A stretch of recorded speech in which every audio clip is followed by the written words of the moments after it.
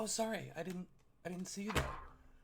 Welcome everybody to Three Kobolds Gaming, where we play Pathfinder 2nd Edition, and tonight we continue with Agents. Sorry, I almost said Agents of Edgewatch. No, we play Heroes of Absalom. What's this that game? Whoa. Yeah, I'm not familiar with that first one you were talking about. How's everybody doing today? How's everybody doing? A little sleepy, not gonna lie. Good. Daylight savings has Super, been going on. super exhausted. Yeah. I accidentally set my hair on fire today. Wait, Me actually, too. I had to cut it all off. Yeah. Wait, hold on. you're just gonna push over that? Sorry, what? No, I really did. Yeah. How? How'd you do I was in my bathroom. We have a regular bathroom counter. It's about, midsection high. We had a rather tall candle burning on the edge of it. I was cutting my nails at the sink, and I had to lean over to look at something in my sink. And for those of you who aren't quite aware, my hair's pretty long, a little bit crazy, especially in the morning. And so I leaned over, and a large section of my head went into the candle, and set my hair on fire.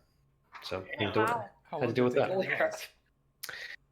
Well, my wonderful, fantastic girlfriend Molly was also in the bathroom with me, and she just goes, "Oh God," and then starts punching me in the head. So not long. But her What would quick we do instincts, without Molly? her quick instincts really helped me out over there a little bit. Goodness. Molly, guest of the show. She's been on at least twice, I think. A couple times, yeah. She described it as just she described it as a flare and then just a bunch of smoke coming off. So just deal with the What did flames. it smell like? Probably Burnt hair, fun fact. Yeah. Oh, I never smelled burnt hair, so That's Should a you- good thing. That's a good thing in your life to It's have a super specific smell that Yeah. I can't describe it to you. It's just acrid, awful toast, but that's not a great description. No. Like, So- I just doing theater growing up, the number of curling yeah. irons, oh yeah. that I've been around, I'm like, how do you not know what the smell of burning Right. hair and thick hairspray is? Yeah. So a How few do you years not back, Yeah. I got laser eye surgery, and I remember you're awake the whole time it happens to you, so you're Oh, that's looking so into weird. this bright light, and all of a sudden I could smell something burning, and I the doctor could tell I was sniffing the air. He was like, "Oh, it's just your eyeball." He said that to me. I was just like, "No, you don't have to say it." What? I just ignored him. I didn't even respond. I just kept looking straight. You cannot close your eyes when the surgery's happening. No. The whole time my eyes just open like this. I'm just like, They have them clamped into a device. Absolutely yeah, not. exactly. Oh, Yeah. come on. Absolutely not. It's just your eyeball. Let's not talk Literally, about you literally that smell right your now. eyeball. Awful, That's awful. one of the worst things I've ever heard in my life. That rules. That's awesome. Wow. It was a fun time. Oh, don't Would worry. recommend. It's just your It's eyeball. just your eyeball. Yeah, which is hey, shut up, stop sniffing. Woo! Relax. Oh, Yeah. My Oh. story, my story about burning my hair is just I just bleached it and then gave myself bangs. That's all. That's yeah, chemically burning your hair. Yeah, chemically burning. Chemically Chemical burning. Yeah. it's a little bit. Yep. My a little wonderful father once burned all the arm hair off of my arm. On purpose? What? By mistake? He was lighting the grill, gas grill, and was like, "Oh, you just turn on the pilot and let the gas sort of build up before you throw the match in." And I was like, Oh. "Okay, that makes sense." I was a little kid, and then he let me throw the match in, and of course, because he let the gas build up, there was this big whoosh of Yeah. smoke, and I didn't move my arm out, so whoosh, singed, and my arm smelled like chicken for 3 days. Interesting. So you cooked the top layer of your flesh. Yes, essentially. A nice medium. Got roasted by your dad. Yeah, For real. Yeah, literally. Yeah. I work in Yeah. in and around a commercial kitchen, so I'm very familiar with that experience. With, ovens and just pulling a Yeah. hot pan out, and it's oh, there goes a line of my hair. If That's you're my lucky. skin. Yep. Otherwise, it's just a big bright red streak on your arm for a week and a half. Yeah, you look at any chef's arms and it's Oh my line, gosh. line, Yep. line, line, line, line, all just ovens and racks and Yep. pans and Yeah. stuff. No, thank you. Gotta sacrifice it for the art, right? Absolutely. You guys seen those videos of chefs going over to flat top grills and seeing how long they can put their hand on it at full heat? That's disturbing. No. Yeah. No. It's crazy. Some of these guys, like, they all put their hands in like ice water first, and so they bet. like dunk their hand into like Sure, a that 16-ounce like container of ice water, and then they just put their hand on the flat top, and then the first guy over pull it off. It's like 10 seconds, That's which crazy. like that doesn't sound like a very long time, but that grill's at like 400 degrees. Yeah, no. No. Like, that's insane. No. You shouldn't touch it, period. It's Or like- wild. or It's like the The bartenders who like cover their finger in some high-proof alcohol, light it to light Light it the on top fire. of a drink or something. yeah. Is that Yeah. White and Frost or Dear something like God. that? I don't. There I is don't no such thing as unskilled labor in this world at all. Well, we have gotten a significant portion through this adventure, and I wanted to just look back a little bit. Significant? Significant. I mean, we are already halfway through the maps that I have for this book. Oh Now, obviously, it's going to take some more time, right? Everybody get ready for 30 sessions of roleplay. No maps. Hey, no maps. Or just one big map, like book 2. One gigantic map. But I was rewatching our episode 1 a while ago. Episode 1 up on YouTube, baby. Episodes 1 through 10 minus 6 because we lost 6. Don't ask about 6. R.I.P. There 6. was no 6. Right. What was I say? Yeah, I was rewatching our episode 1, and I mean, first of all, that was like 2.5 years ago now, which is Wild. and So much older than I was then. and we had Right. another cast member, R.I.P. Gray, will never be forgotten. He's not dead, just to be He's clear. still alive. He just lives in the Hey. sky. Gray lived here in this house with me like not a year ago. So And we started the introduction with talking about like how much like experience we have in our varying levels of experience. Fun fact: Jack had only been playing Pathfinder First Edition for about a year prior to us starting this.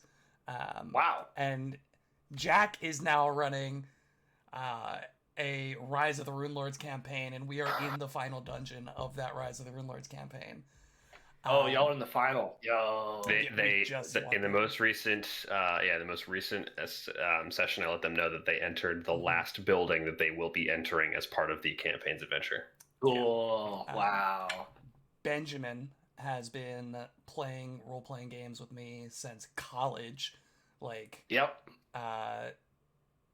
which is like 9 years going on a decade now. Which is so crazy. That's so we've been crazy. playing together. I've never played like a game more consistently than I've played this style of game with you, Will. Yeah. And I love you for it. Same with Aw. Daniel though, who played in a different one of my college games. It was much less frequent and much more rambunctious, Yeah. to use a vague word, to Anything went, describe the basically. activities that took place. In the Anything campaign. went. There are legitimately things that I don't want to put out on the internet that happened in those games. And then my wonderful fiance has been playing with us for a while now. I was able to convince her to get into this, but all of us have It didn't played. take a lot of convincing. I was very eager. All of us have played games before this one, and I just wanted to hear, like, what some of your favorite characters are that you've played in the past, because I've been reminiscing on all of the campaigns and things, and like I said, I was going back to our first episode and like looking at the characters as they were introduced that are no longer in this campaign. So, barring the character you're currently playing, what is or what you consider would be your favorite character in a role-playing game? It doesn't have to be D&D or Pathfinder, but that you've played. I want to just hear some of your big hits, if you will. Both of my orc ladies, like both Shell and Shell was great. and Sumac, my druid and my cleric. Yeah, Shell was a cool character. Shell was so great, and Sumac one-hit wonder. Dream team. Yeah. Sumac was a one-hit wonder. Yeah. Shell was a war priest of Iomedae, right? Mm-hmm. She was not a war priest. She was a cleric. She was a priest. cleric. Yeah. Yeah, war priest, not cloistered cleric, but war priest cleric. Correct. Yes. Yeah. Dan, anything coming to mind? So I have two. Wally, which was a character I played under one of Loved Wally. Will's personal games. He was this gnome who had like a Lovecraftian background, but he was more just like a funny gnome that cast spells. I think he was a sorcerer. I think he was a sorcerer. Sorcerer. Yeah. Wally was just a funny little gnome that all of the worst things that could ever happen to somebody happened to. He had this blood book that he wrote his name in with his own blood, and that just was not the best choice. It's a great idea every time you encounter a book exactly. like that. Any opportunity. Always. It just went downhill from there. And then my other favorite character that I unintentionally made for a one shot was Curious Gourd, dude. That's I love Curious Gourd. And the artwork that EG made, that was the first time I saw one of my characters actually come to life with artwork. That was amazing. That's still one of my favorite characters of all time. Should not be. Curious Gourd better be your backup character. should not be looked over that his name was Curious Gourd, but he was an eggplant, which Which is not a guy. The Gourd heritage. It got greenlit by Will. That's all I'm gonna say. Well, I'm not gonna tell you to change your name because it's not anatomically appropriate. Jack. Mine has to be Big Bones Jones. Yeah. Will and Ben played with Big Bones Jones. He was a 3'1.5" tall, 300-pound halfling barbarian. Oh my god! What does that even look like? I'll show you what he looks like. Actually, It's like a ball. Yeah, he's a mini, and I love the Jack will talk about the mini, but the mini is so funny to me. Will and our good buddy Gray collaborated to make a mini of Big Bones Jones. He was my first character I ever made before I knew what the hell I was doing. Wait, hold it up one more time. So I kind of walked into this complete meme barbarian build. He wielded a falchion. He was devoted to Erastil because we played it in the Kingmaker campaign, which is all kinds of Erastil stuff. I'd forgotten that I'd painted that. Took a couple scald levels so he could sing some songs about how angry he was. He was just an incredible character with a deep, rich backstory of just wanting to kill as many things as possible. Great. Yeah. Wow. Yeah.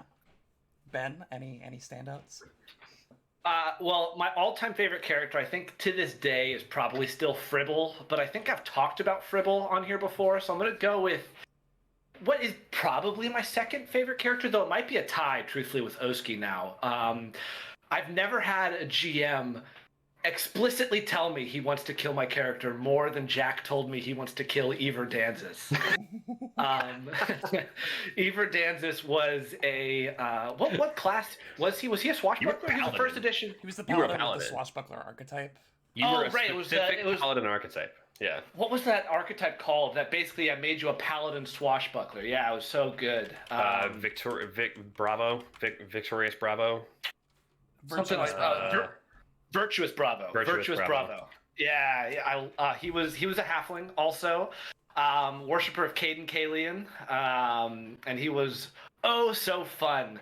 Riposting every turn multiple times. It was so great. Yeah, very well built character because all in first edition the paladin class is very kind of jack of all trades, master of very few. You have great armor proficiency, great weapons, decent spells, a few things going on, great saves. You add a bunch of different ability scores for different things, but this archetype takes all the weird bad stuff out of paladin and gives you all the best stuff of swashbuckler. So you are just like this god. You trade mercies from paladins for panache, which 10 out of 10 times everyone's gonna do. Yeah, it's right? crazy. Because panache is so freaking good. It's so good. And then there's other stuff. Like there's a couple other things that go into it that just made him one of the coolest characters to watch in a session ever, but so frustrating as a GM to deal with. You mentioned Fribble. Fribble was a druid that we played. Druid gnome. No, I'm sorry. Did you say gnome? I think he was a gnome, wasn't he? Remembering that? I got two, baby. Welcome to Gnome Facts 2023. Let's go. We have done it. We are here. Gnome Facts. ladies and gentlemen. Yeah. Now, when No, I walked into that. making Really? when making a gnome in Pathfinder 2nd Edition, you have multiple options that you can take. All right. So one of the biggest ones is called a heritage. Every ancestry has access to multiple heritages that further distinguish who they are as a person. Some of the well-known gnome heritages, such as the Wellspring Gnome, which are sources of great fonts of magic, the Vivacious Gnome, that has energies from the First World running directly through them, the Umbral Gnome, charged by shadowy fey magic, the Sensate Gnome, who experiences colors and sounds as much more vivid than other denizens of the material plane, the Fey-touched Gnome, which is again another spin on the First World heritage. But one of my favorites is the Chameleon Gnome. The Chameleon Gnome is a heritage that literally lets you blend in with your background. You can take a single action to shift for up to an hour to grant you a bonus on stealth checks, literally blending in to your background. And Change on top your of that, appearance, yeah. while you're asleep, your colors shift. Like literally your skin pigment and your hair shifts to match the tune of your dreams, which is just one of the coolest things, right?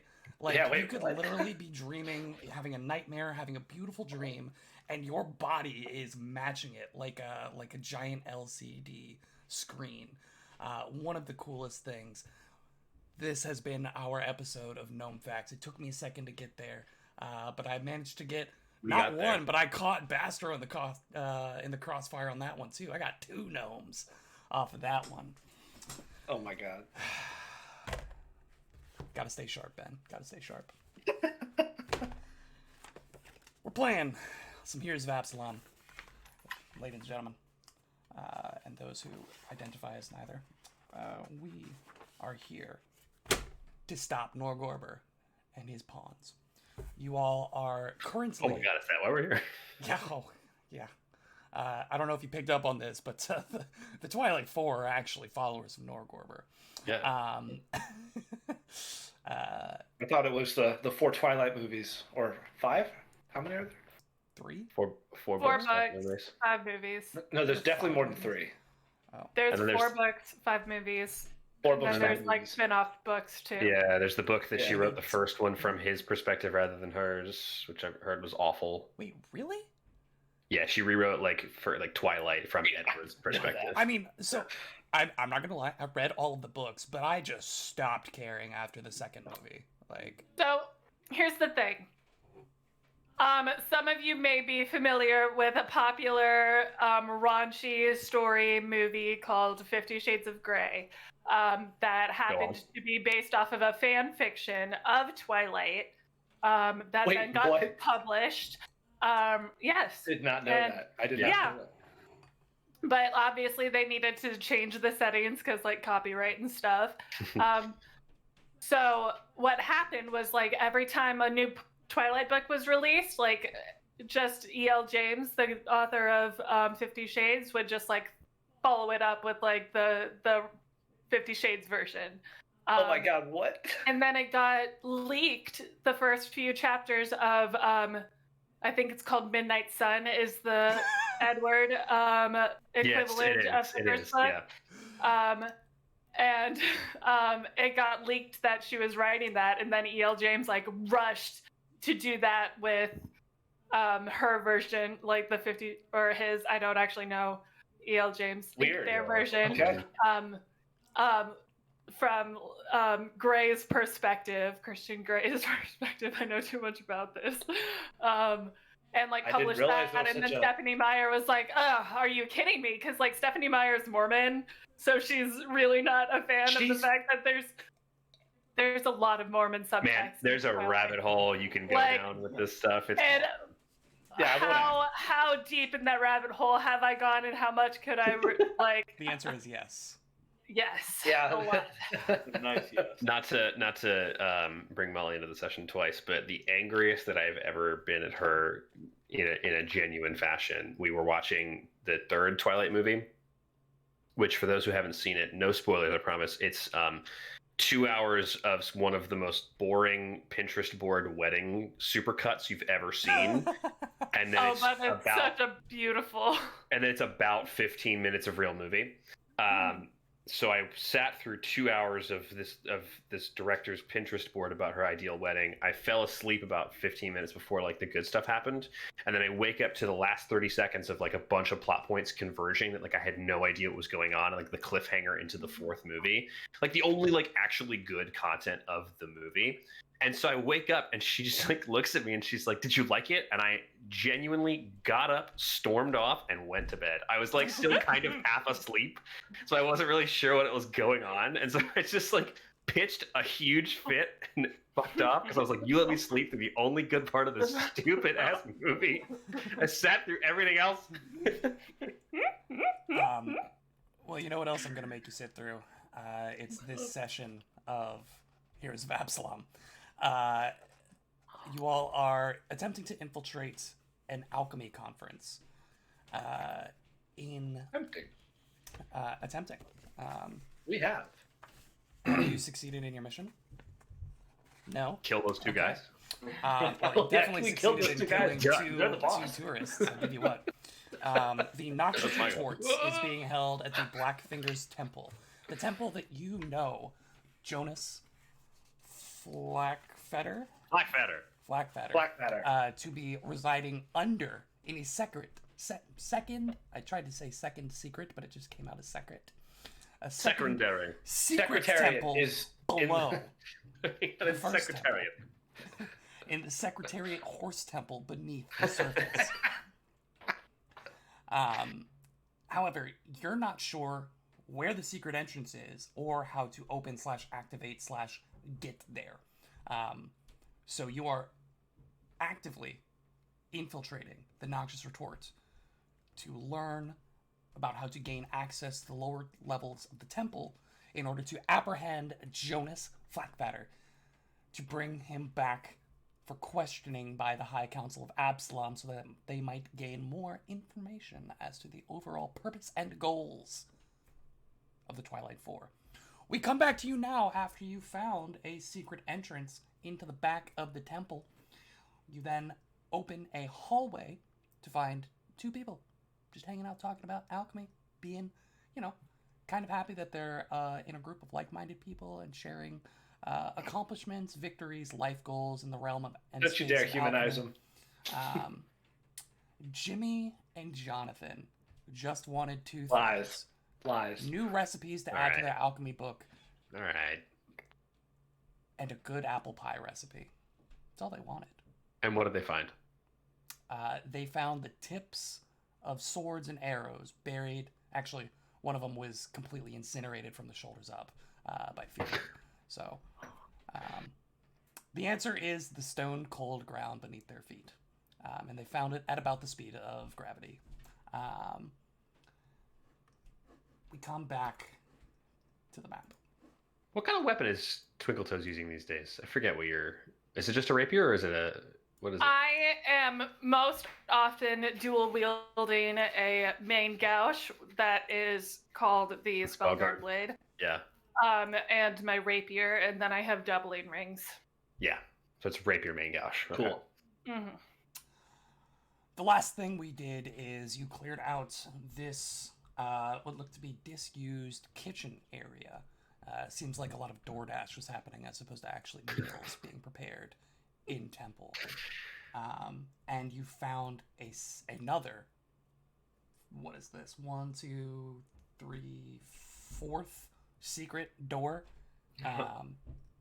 in this upper layer. Right here that opens into what can only be described as a chapel. And I actually should be giving you more of it. I meant to do that. So, Jack knows what happened. We have most of it. We have the pulpit here. Oh, I did it again. And we have less of the pulpit now. Yeah. Reveal area. It's going away. I'll just keep clicking reveal area to not show you things. To hide the area. Yeah. It's good. It's the most frustrating boom. thing. Oh, it's double-sided. Whoa. Ooh. You see before you that this large hall features a simple but large altar at its center, with rows of mahogany pews and whose high backs radiate from either side. Accordion-like dividers on either side of the altar are folded up against the north and south walls, but when unfolded, the dividers bisect the room into two separate worship spaces, with the altar visible in each. You would assume that, being a god of secrets, that even amongst their own, they would be able to have secret services. Yeah, 2 different services. What's the soundproofing like? Couldn't you just hear it? Magic.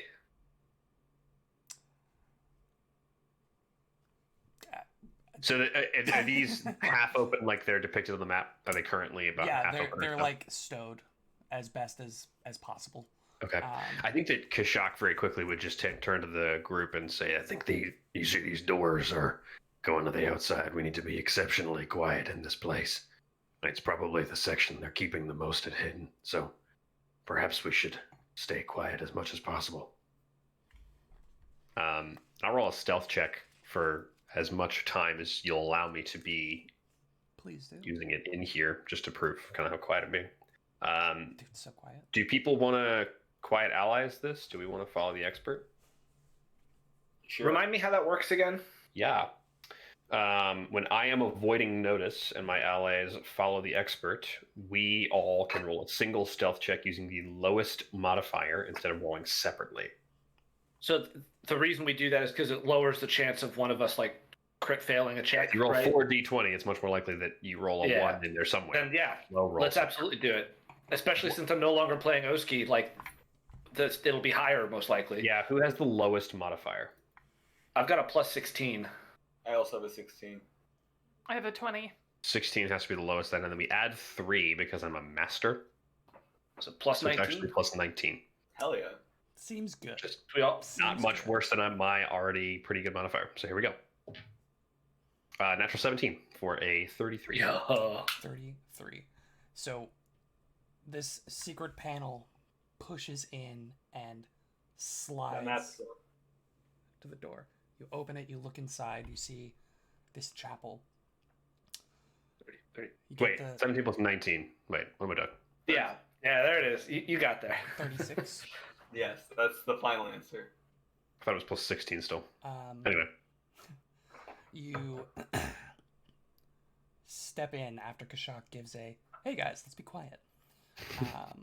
And then you all step in turn behind Kashak, managing to be exceptionally silent in your infiltration of this room. What are you guys looking for? What are you doing here? Well, we already know to investigate the centerpiece. First.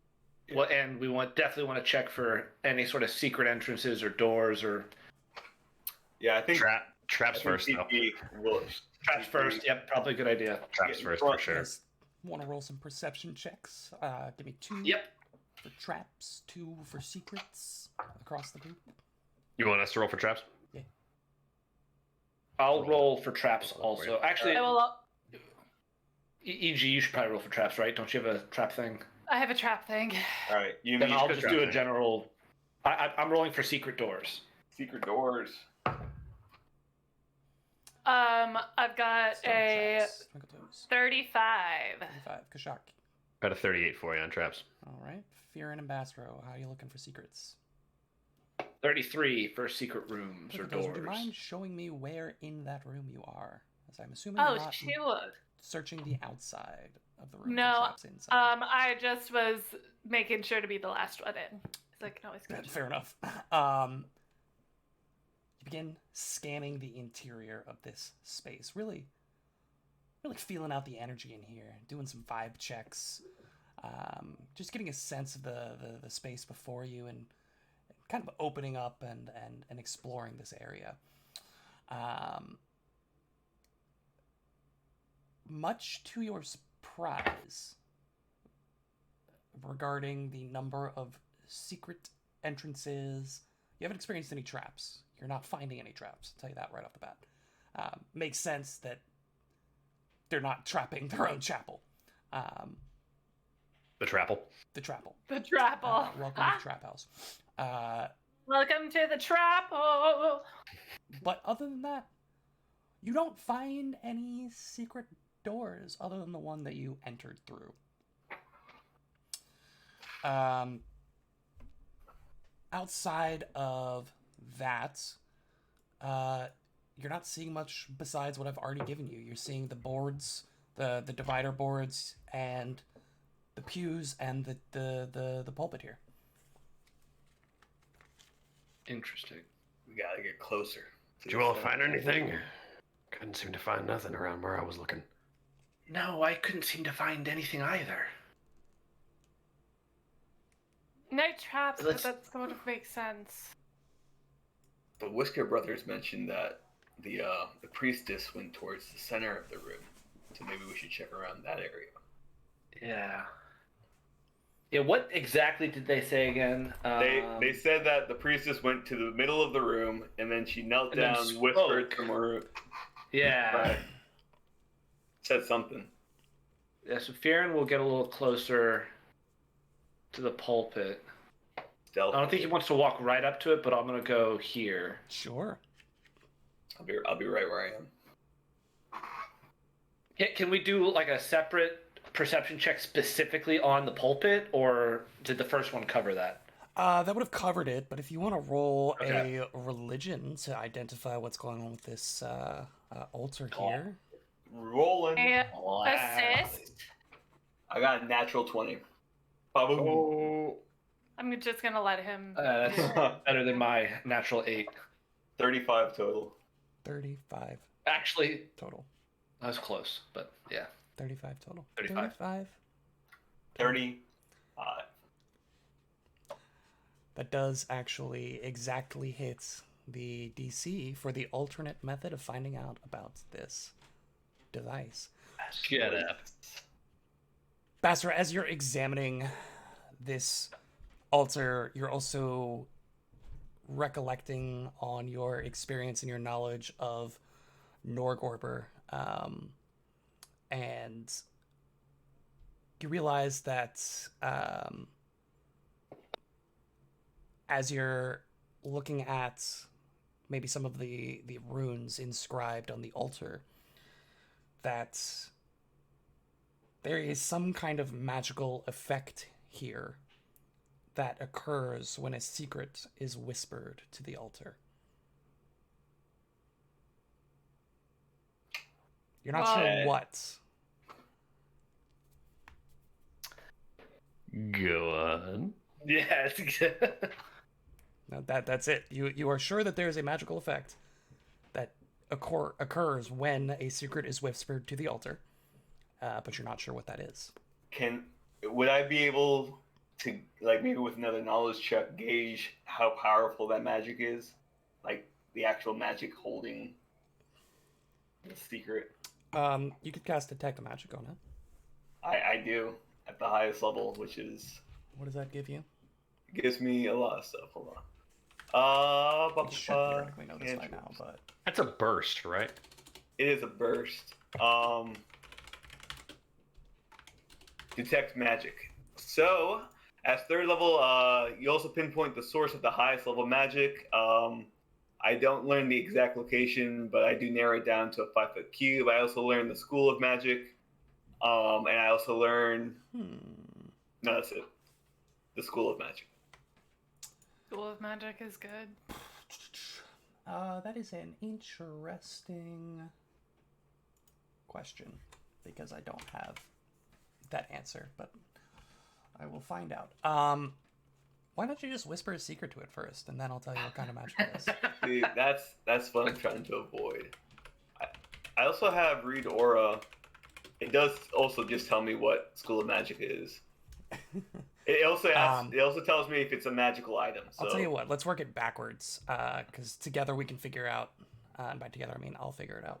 It's not necromancy. It's not illusion. Probably either conjuration or transmutation. Yeah, I was thinking It's transmutation. not Probably. abjuration. Yeah, it's Divination. It's not divination. That would leave Not evocation. Evocation and transmutations. Not really evocation. So let's go with transmutation. Yeah, that makes sense. Transmutation. You said it's not conjuration either? It's not conjuration. Mastro, how do we get inside? Yeah, but Mastro, did you find anything? It's definitely Maybe- a magical door that we need some kind of password for. Unfortunately, I don't think we have that information. I could attempt to possibly dispel the magic around this area, but I don't know how strong this magic is, so it might not work at all. Also, dispelling it might lock us out. So the only That way to too. get inside is You with said- one specific password that we don't know? Correct. Incorrect. Yeah, I was like, that's yeah, not what Will Dan, said. that's not what Will said. It is when Oh, you I did whisper a secret, something happens. Oh, I thought I understood differently. My bad. Yeah, not a secret phrase, but literally a secret. Well, since we don't know the one password that we need to get inside, I guess we should. I guess we go home. We go Yeah. home. Just leave. Yeah. Yeah, all right. We've done all we alright, can here. Have a great stream, guys. Do we know the password? Damn, we killed those poor alchemists for nothing. So yes, we just need to whisper a password in order for us to get inside. Or gosh, a secret in order for Any us to password. I lean forward and whisper. What? "A Why do you guys let me talk? What if my password is a password? Is that sufficient? I'm gonna turn off. Just try everything 1, 2, 3, you 4 go to and see sleep. what happens. Enter your PIN number real quick. Sorry, it's so weird. Confirm with your social security. I read my date of birth and my mother's maiden name the way you get into the office. What was the name of your first pet? I do lean forward and whisper into it. A secret. Nothing happens. Okay. But I Guys, it's not admire just the the classic words. attempt. Yeah. Doesn't play by Moria rules. No, I guess not. Gee, I wonder if we had anybody who owed us a secret in the first place. Yeah, Fearon's sort of looking around Oh. awkwardly, like, is this This is your time. my okay? This is destiny. Accomplish Destiny 2 is goals with And one Fearon, secret. I would advise you that this being filled with divine magic would theoretically know whether or not what you whisper is actually a secret, or if you just think that it's something that people around you don't know. It would know the difference. Mm. All right, that's good to know. So I Would think it know Fearon, whether the secret is truthful? Theoretically, you would assume yes. So Fearon like gets close to the altar, but I think is sort of cheating out, you know, to like everybody since he's sharing this not just with the altar but with his. I think it's so cool that we call ourselves the Secret Tears now. It's so great. Just want to put that out there. Like, go us for coming up with that. So Fearon leans down and that it was Norgorber Link. yeah, he sort of takes a moment, and on his left arm is that tattoo of the white rose, and he sort of flexes his left hand for a second, and maybe brushes it and holds his left arm for a minute, and says, in a hushed voice, "One of the saddest days of my life was when I learned that Savior had died. Well, the first time, at least. And I went looking. I followed the eye of Abendigo for, well, practically my whole life up to this point to find answers to where Eridan went and to see if there was anything I could do to bring him back. And truthfully, one of the happiest or most relieving, perhaps is a better way to put it, days of my life is when I thought that Fears was put to rest. And then equally sad was when I realized he wasn't. and was still with us in this turmoil of life, tortured in a way that few will know, given a second chance only to be condemned to his fate. I grieve for the fact that he didn't die. Truly. And I think Fearon sort of takes a moment to see if that was like secret enough. And sort of looks at each of his new companions, one by one, knowing that like they each knew Xavier Forsyth also. And then looking back at the altar to see if that did anything. You glance about at each of the faces around you. This kind of just still silence as they all stare back before you just feel the ground beneath your feet begin to descend with this heavy rumble.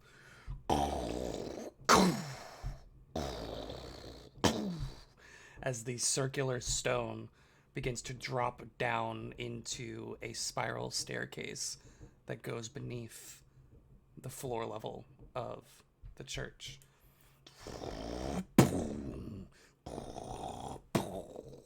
Eventually getting low enough so that that square that Twinkletoes is in, the very northern tip of it, has dipped beneath the stone like tiles, revealing a like doorway that leads beneath as the staircase continues to spiral down. You Cool. have access to this stairway. You can't see where it goes. Do you follow? It was pretty morbid, but yeah, let's go. I grieve for the fact that he did not die. I like that one. It's good. Let's go. I think Fearon will let the others go first, but I think Fearon's like emanating with this sort of pride that he feels like he's now official member of the crew. You know, I think Kashak at some point would like, if we're walking near each other or anything, he would just kind of pat you on the shoulder with a clawed hand, just sort of like a nice job. Like, Yeah. I wait until you're like 2 or 3 steps lower than I am, and then I give you a pat on the head. And Welcome to the team. What is the order that you all are descending the staircase in? I'm last. Okay. Kashak would very much like to lead. I would, depending on Fearon, I'd probably like to be behind Kashak. Yep. Fearon will be third. Okay. I think that order makes the most sense I think Like- it does too. forever. I think that's probably default party order. Yeah, because Twinkletoes can get to anywhere in the world from behind him. From Mercy anywhere is else in the world. Not the issue. Yeah. She's learning restraint. Do I have best AC in the party? 32. I have 32. I have 32. I have lower than that. So negligible. Yeah, even across the board. I get the most hit points though. Yeah.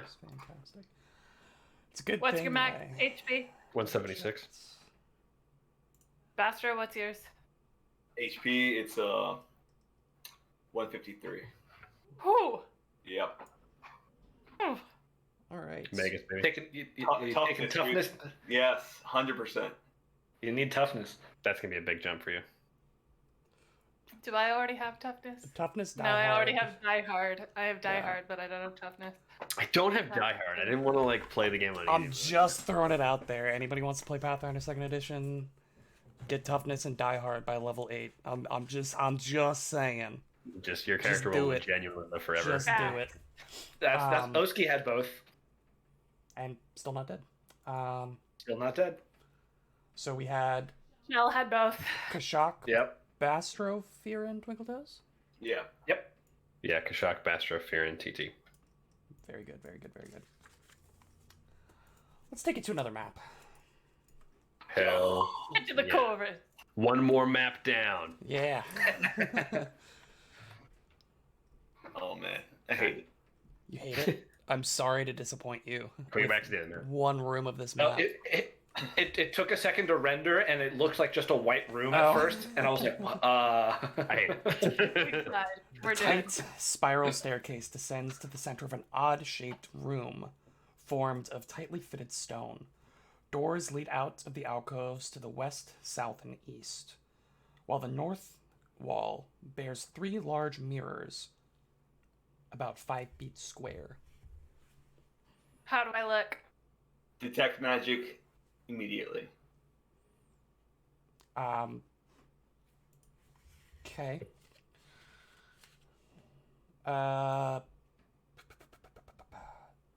You do detect magic. I get to know. Okay. Yeah, where? Yeah, exactly. Where is it? In a 5-foot cube, I believe. Yeah, 5-foot cube. The highest level of magic within a 5-foot cube. What's the range on it? And the range is 30 feet, and if there's more than one of the same level, then it's up to your discretion. Which one I locate. He could then like ignore that one and go for like the next Yeah, one. exactly, yeah. And if we have time to keep casting it, we could eventually kind of It's a 2-action cast, so I could, like, in less than a minute, I would be able to know each level of magic, I guess. Sure. All right. Let's run down the list. So, regular, you detect the presence of magic that you're not already fully aware of. Cool. At 3rd level, you're casting it at 3rd level or 4th level? 4th level. 4th level, okay. You learn the School of Magic. It would be Evocation. Okay.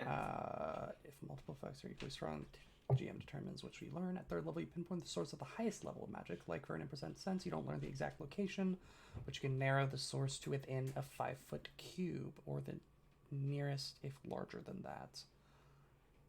Okay. How is that not the exact location? If something is very large, Like one gem is Yeah. magical among like a sea of gems in a 5-foot square. Yeah. Yeah, exactly. it would be the square directly For when you're here. Okay, and if I ignore that and I cast Detect Magic again, would I just not? You Detect do not anything? detect any magic. Okay. So one aura. So that's good. I honestly thought the mirrors were going to be the one. Yeah. worry about. But, alright, Bastard relays that It's information. not those guys. mirrors, Jack. yeah. But- Yeah, you know what I'm talking about. There's definitely some evocation magic coming from that southern room, so What is sounds like a trap. what is evocation magic? the blasty magic. Oh, that's Yeah, it does definitely a damage trap. and fire and Let's check out that space lost. What do you all think? I'm okay. Agreed. Okay. What are these mirrors doing here? Can I roll perception to see if there's anything funky about them, and if they seem a little out of place to me, so I would just like to inspect them Sure. further. I would like Yeah, to like inspect it. them to see how good I look in this disguise, though. 26 to see how good Twinkletoes looks in that disguise. The answer is really, really good. What's your perception check? You It was 26 to 26, look at the mirrors. but you're not Yeah. getting any closer. I don't love that question, so no. yeah. I mean, the ooh, answer no, to your I- question then I- is that you don't I had gain not any more intended information. I had not intended to like. I was just kind of looking at them from where I was because I could kind of see them in my Yes. field of view. They look like regular mirrors. You are not gaining or gleaning any additional information by standing here and looking at them. They I are can see functioning them like normally. mirrors. They're functioning just like functioning mirrors. Yeah. I'm walking straight up to one because I'm checking myself out. And I rolled a 33 perception. 33. You're looking in the mirror. You're checking yourself out. Maybe you get like Fixing really my close, face on. and maybe you like touch the mirror real quick, and you notice that there's that secret gap door. that you get with one-way Just mirrors. two-way. People are looking through on the other side. You Or can look through, I realize guess. that these are one-way mirrors. I'm gonna go like this and try to look through. You're unable to see anything on the other side. One way. Yeah. So with one-way mirrors, when you go like this and you block out the light from behind you, you can sort of see through a bit. Oh, can you? Yeah. Not with these. Damn, this is police grade. Okay. This is that good shit. Sorry, they are two-way mirrors, but you get the idea. It's a mirror on this side, and you understand that somebody could look through on the other side. Yeah. I go like this Wait, what? before I turn away. God, Fear, it's I don't it's really- a window. It's a window that looks like a mirror from this side. It's a window and a wall. It's a And mirror. over. It's a Fear, mirror.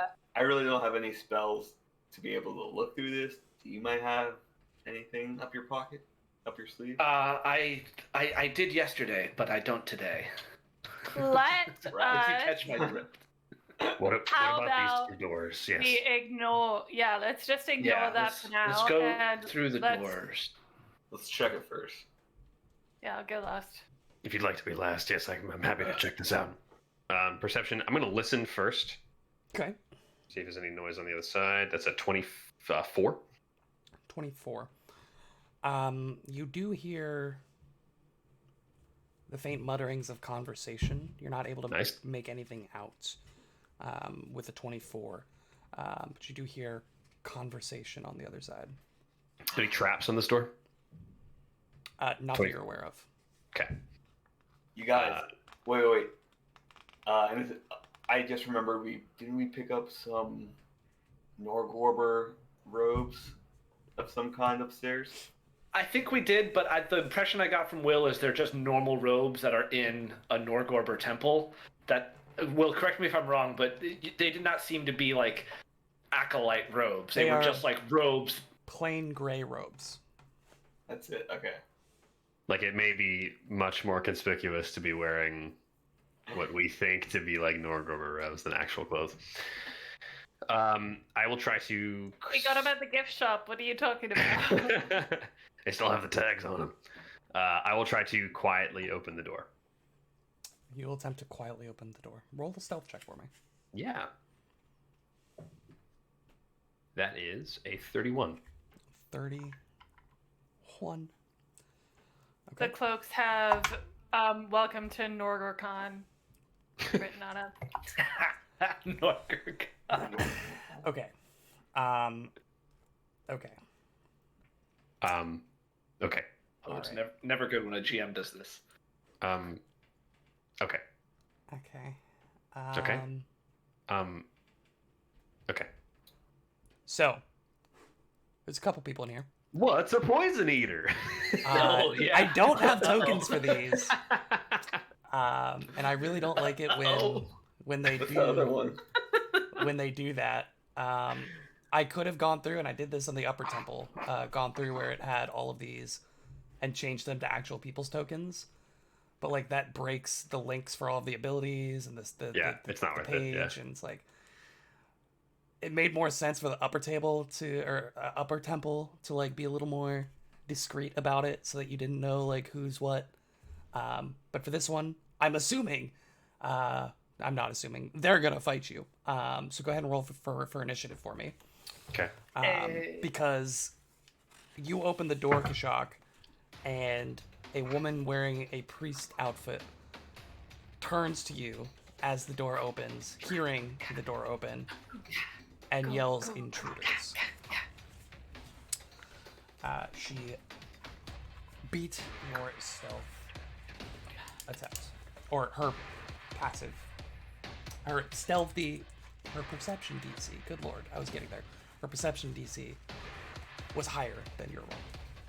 It's fair. Kashak, what'd you get? You're rolling stealth for this, by the way. Yeah, I'm gonna activate, Scout's warning and everything. I'm just gonna signal that she's over there. I received a 32. 32. Okay. Fearon. 40. 40. Nice. Bastro. 26. 26. Twinkle, are you last? Oh, you know I am, baby. All right. After you. After me. So you've got 4 of these. Shall we call them devotees of Norgorber?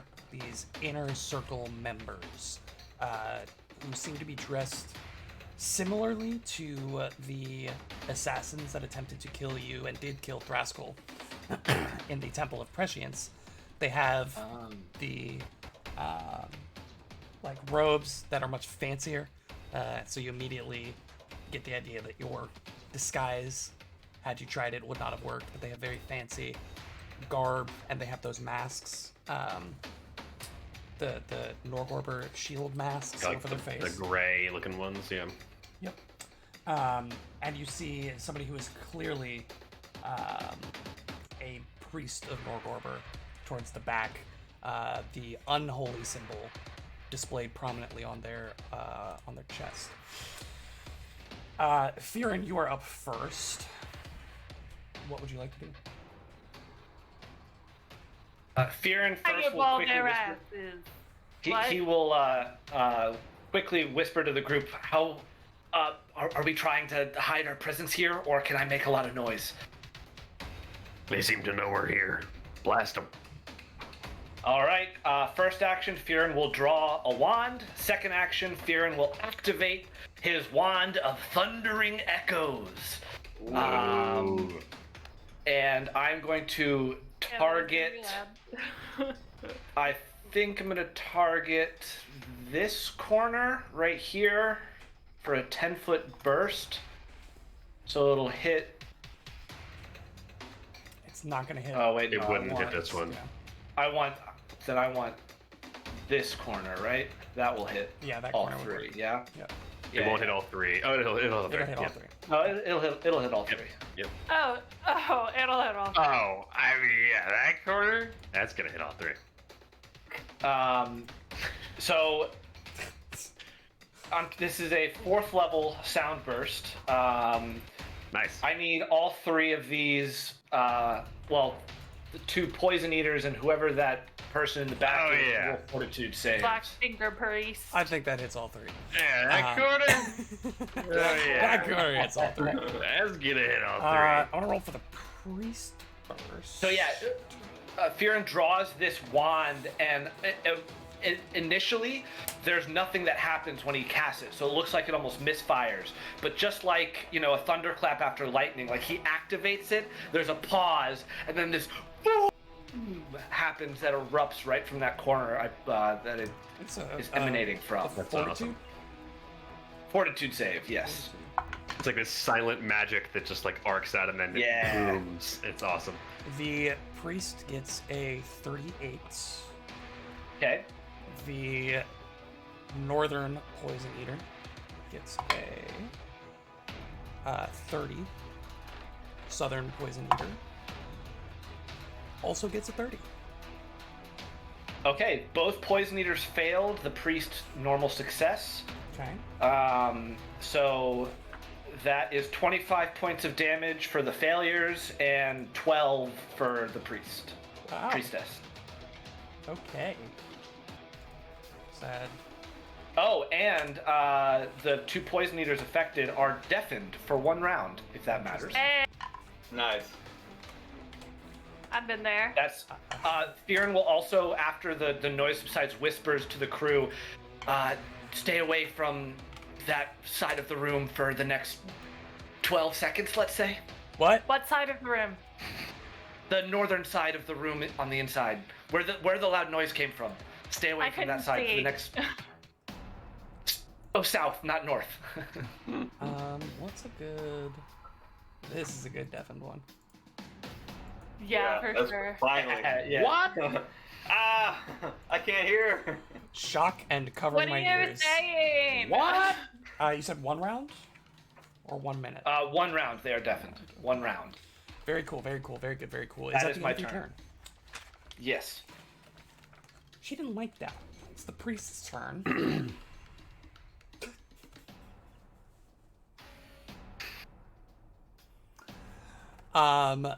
Kashak, roll me a will save. Yeah. Oh no. Oh no. Oh no. Ooh. 22. You're not gonna hero point that? No. What? That's horrible. That's awful. It's a crit. That's really bad. Has to be a Yeah. crit. whatever horrible things happen to me next, I'm gonna hero point. Go ahead and roll me a fortitude save. Yeah, that's what I was Oh. looking for. Oh, is Phantasmal killer? You think? It's a possibility. All right, 33. Okay. Successes or crit successes, by the way. The second fortitude save is not a basic fortitude save. Yeah. So you critically failed the will save against Phantasmal Mhm. Killer. Oh my god, who was Phantasmal killer? Two. How did I know? more- Like, how did I know?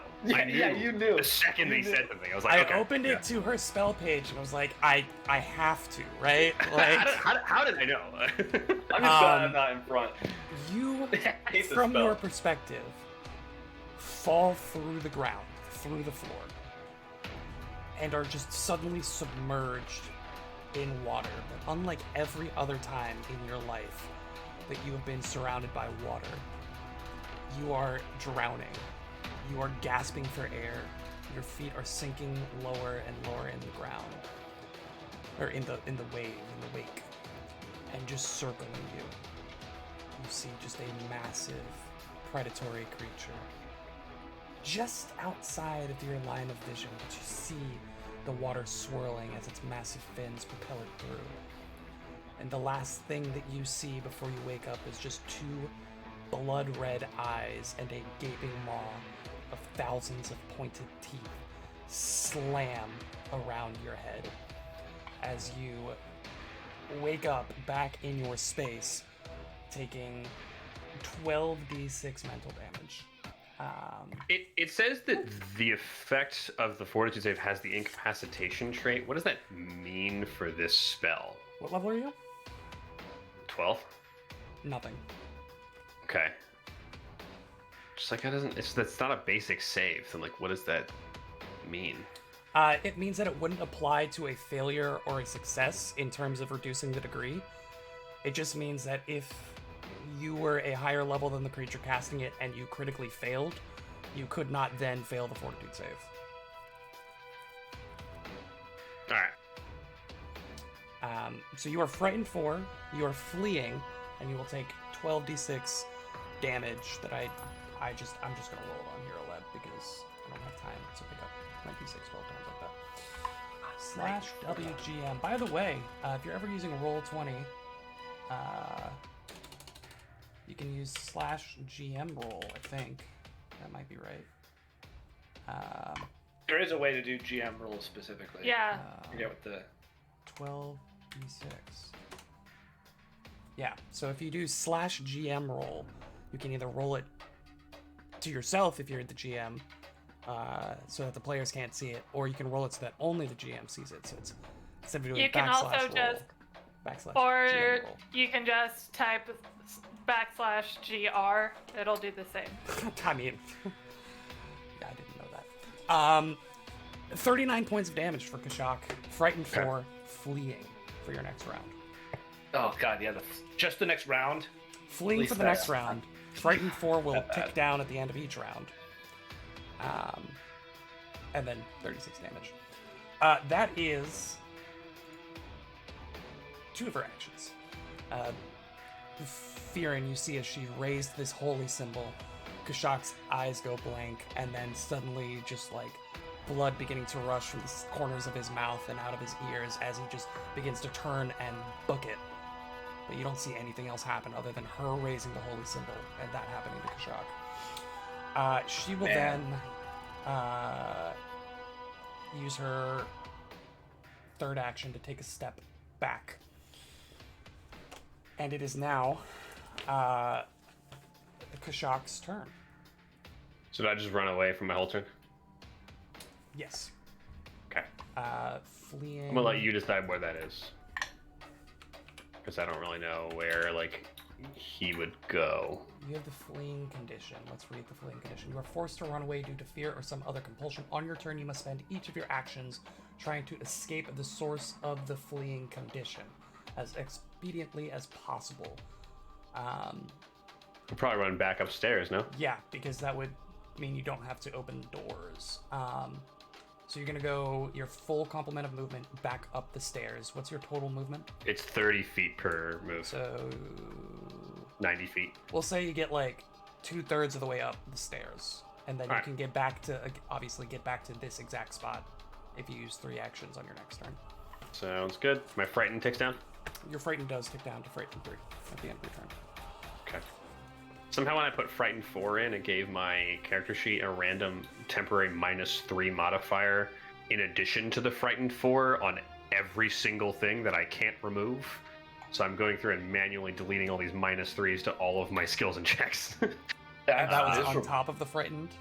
Oh yeah, my AC went from like 32 to like 21. I was like, what? Interesting. What? So I have to Excuse me. go Yeah, in and hi. delete all these random -3s that I can't figure out the source of. So that's roll 20 for all your character sheet needs.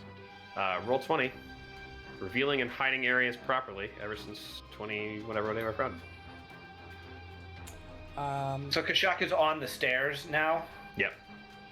Okay. I assume I don't make it all the way up. Yeah, you said 2/3, right? That's what I heard. 2/3 of the way out. Yeah. Yeah. So, Kashak is. Let me put him there.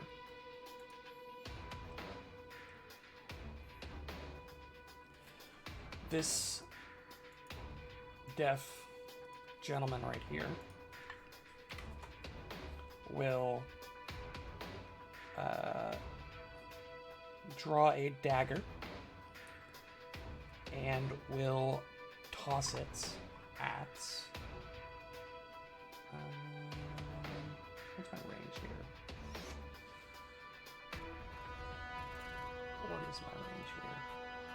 I think that's center, not the corner. Yeah, that's range. Theron, go ahead and give yourself a +2 on cover there. But he's going to throw Okay. A dagger at you for a total of a 30. Misses because of the cover, so it like ticks off the wall or something. Yeah, this little corner, it just bounces off and like streaks in front of Bastro instead. You see that they then draw a maul with their free hand and they are ready to fight it out. This one will use an action to step up here. You see that they draw. Actually, they're going to step to there.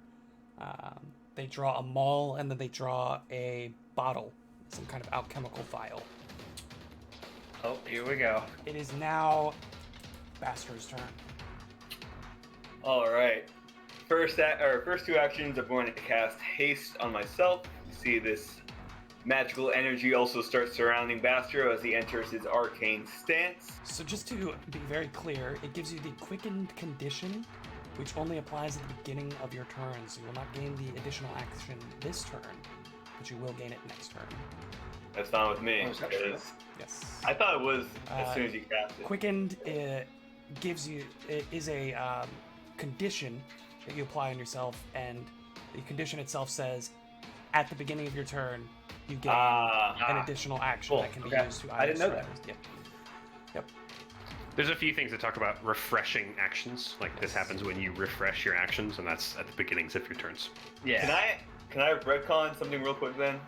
I don't want to Sure. cast haste on myself. I want to cast it on Twinkle Toes instead.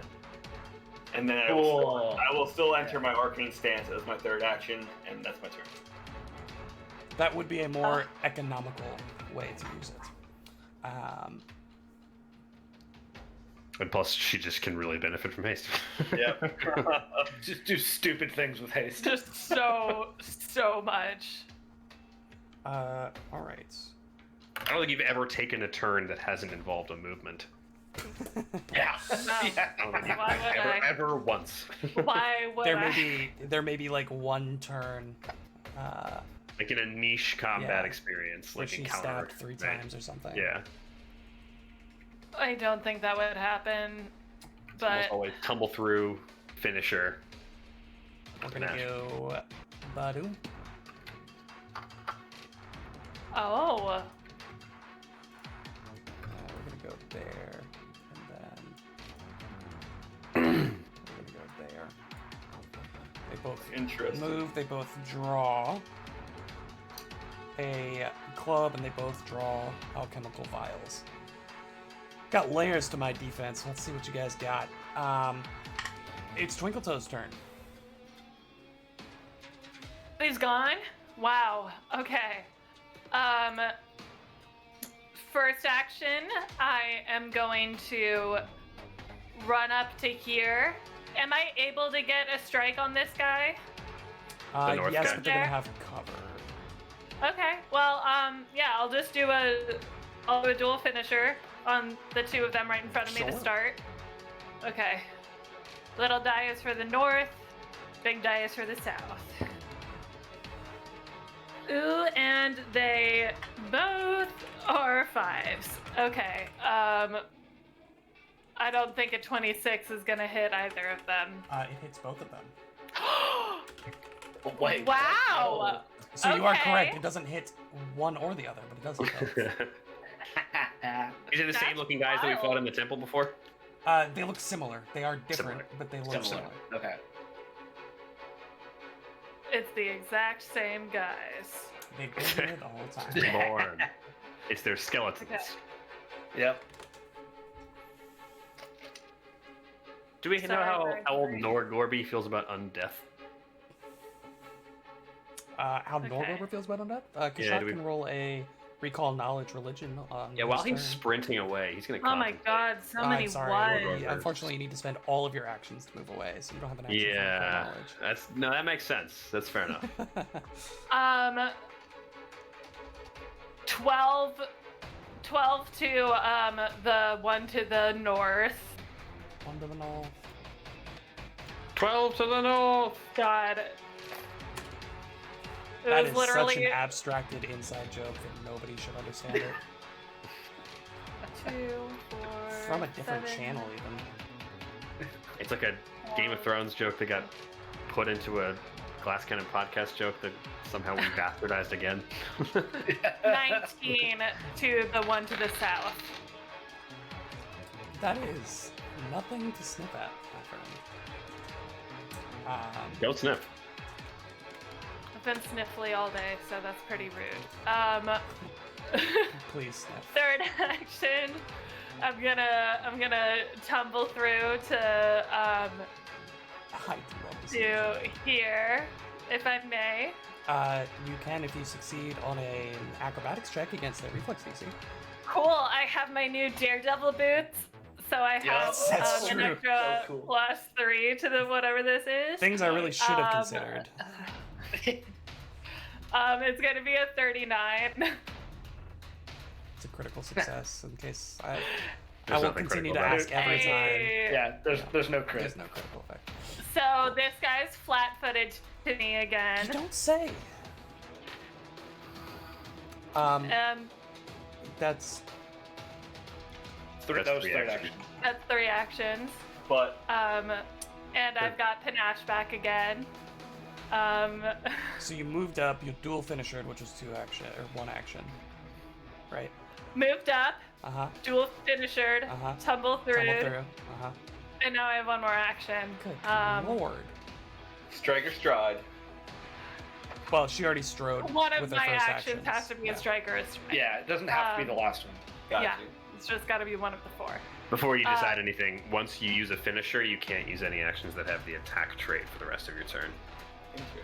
Thought you weren't able to use any more flourishes for the rest of your turn. It's in the finisher trait. Yeah, you can't attack. Got it. Does dual finisher Oh. have flourish? Yeah. Yeah, that makes sense. Yeah, finishers can be like it's a finisher, right? Like final. Oh yeah. That's super It's in fair. the name. I mean, we should have Yeah, really no, assumed. it makes sense. Cool, yeah. In that case, can I have tumbled through?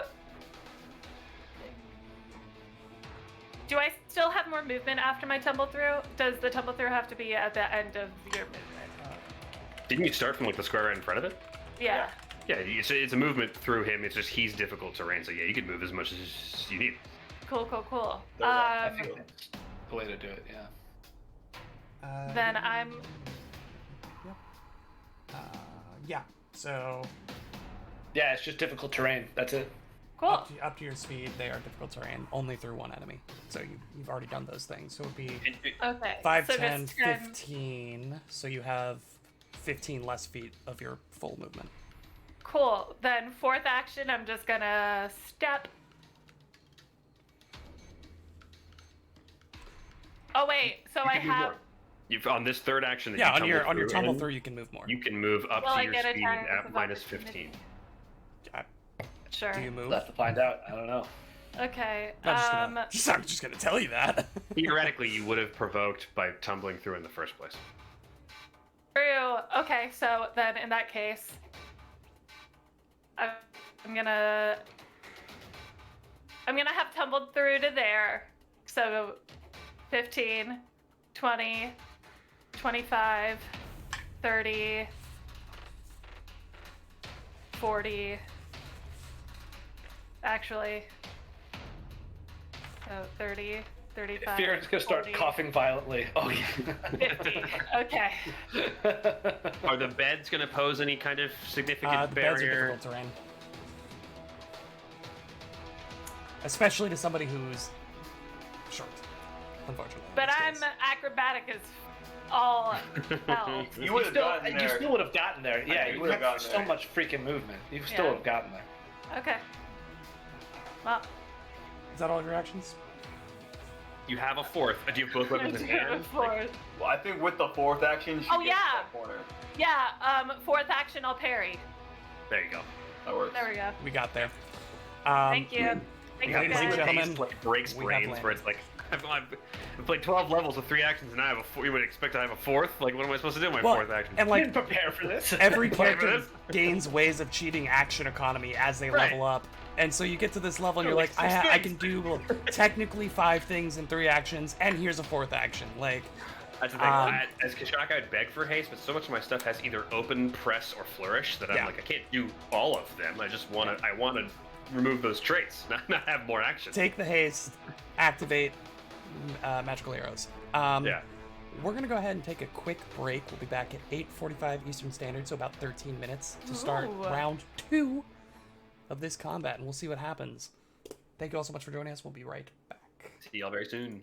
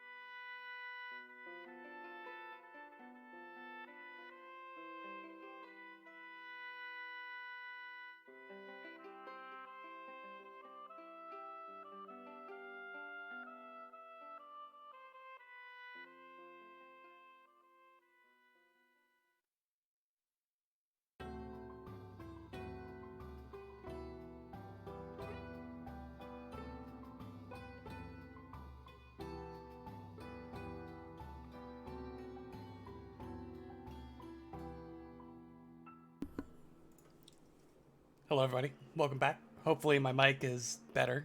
I hope so. Apparently it was a little quiet for the first half, but we're not out of combat yet, and I'm so sorry to do this. Jack, if you wouldn't mind adding an additional 16 damage, that spell was actually heightened. Heightened Phantasm Oh Killer. boy. So, What was the total? It was like 39. It was- whatever you took, add an additional 16 to it, because I rolled it over.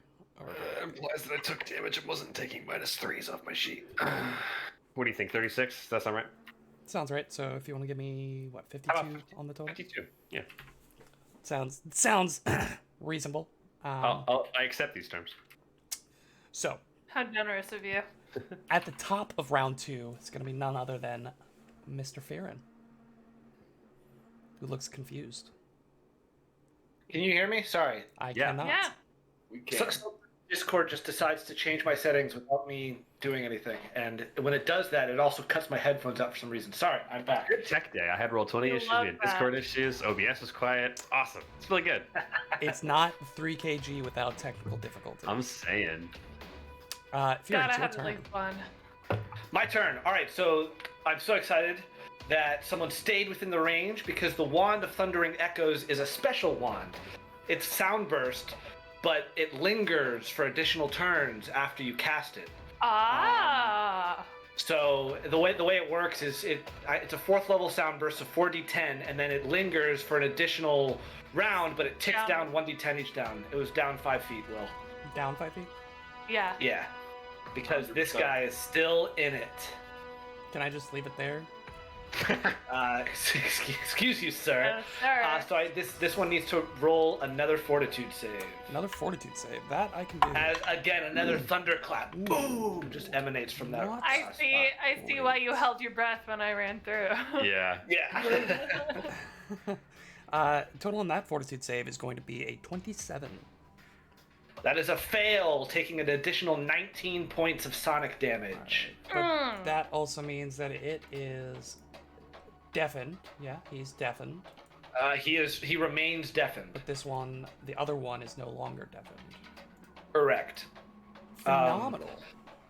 Okay. So that didn't cost an action; it just lingered. So Yeah. first action, Fearon is going to interact with these gloves that he's wearing, and he's going to utter some words in Druidic, and have the Wand of Thundering Echoes disappear into the gloves with his first action. What? Okay. His second and third Seems action fake. will be to then cast haste on Bastro. Nice. The haste train. Train coming. If you never cast haste on yourself, you'll always get the quickened action. Huge action coming. Yeah. That's All my right. turn. Question for Ben. When you cast this spell, do you have to let it linger? Do you have to? Do you have to? Do you have to let it linger? I have to let it linger. Okay. Why are you planning on running into the? The 3 other Cranberries fans in the chat just. Yeah, there it is. Yeah. You know, I'm such a fool for you. Oh my god. Oh my god. In your head. What's in here? Is that all of your actions? Different soul. Oh, that is all of That it. was 3 actions. It is a one different action song. for the wand to go into the gloves of storing, and then 2 actions to cast haste. But it's the only song that non-Cranberries fans will know from Cranberries. Anyway. Sorry to forget Molly for the 3rd time. She just texted me. I don't know the joke, but I liked the punchline. Molly's a huge Cranberries fan. She heard me Special in the appearance room from Molly, I and guess. said thanks. You know who else is a huge Cranberries fan? Urbeck Muncho, the priest of Norgorber, who's going to take their turn to make That's a a name. step. And then second and third action, they cast a spell. First I would like to take a reaction. Sure, and- what's your reaction? They were doing a step, so your attack of opportunity is not going to apply here. Wah, wah. Seems fake, but you can step out of difficult terrain. Difficult terrain only applies for the square Can't that you are step entering. into difficult Yes. terrain. Right. Yeah. Correct. So they just like step off the back of the bed frame, and then they disappear. Yeah, that's about right. That is their turn. Next up, one Mr. Kashak.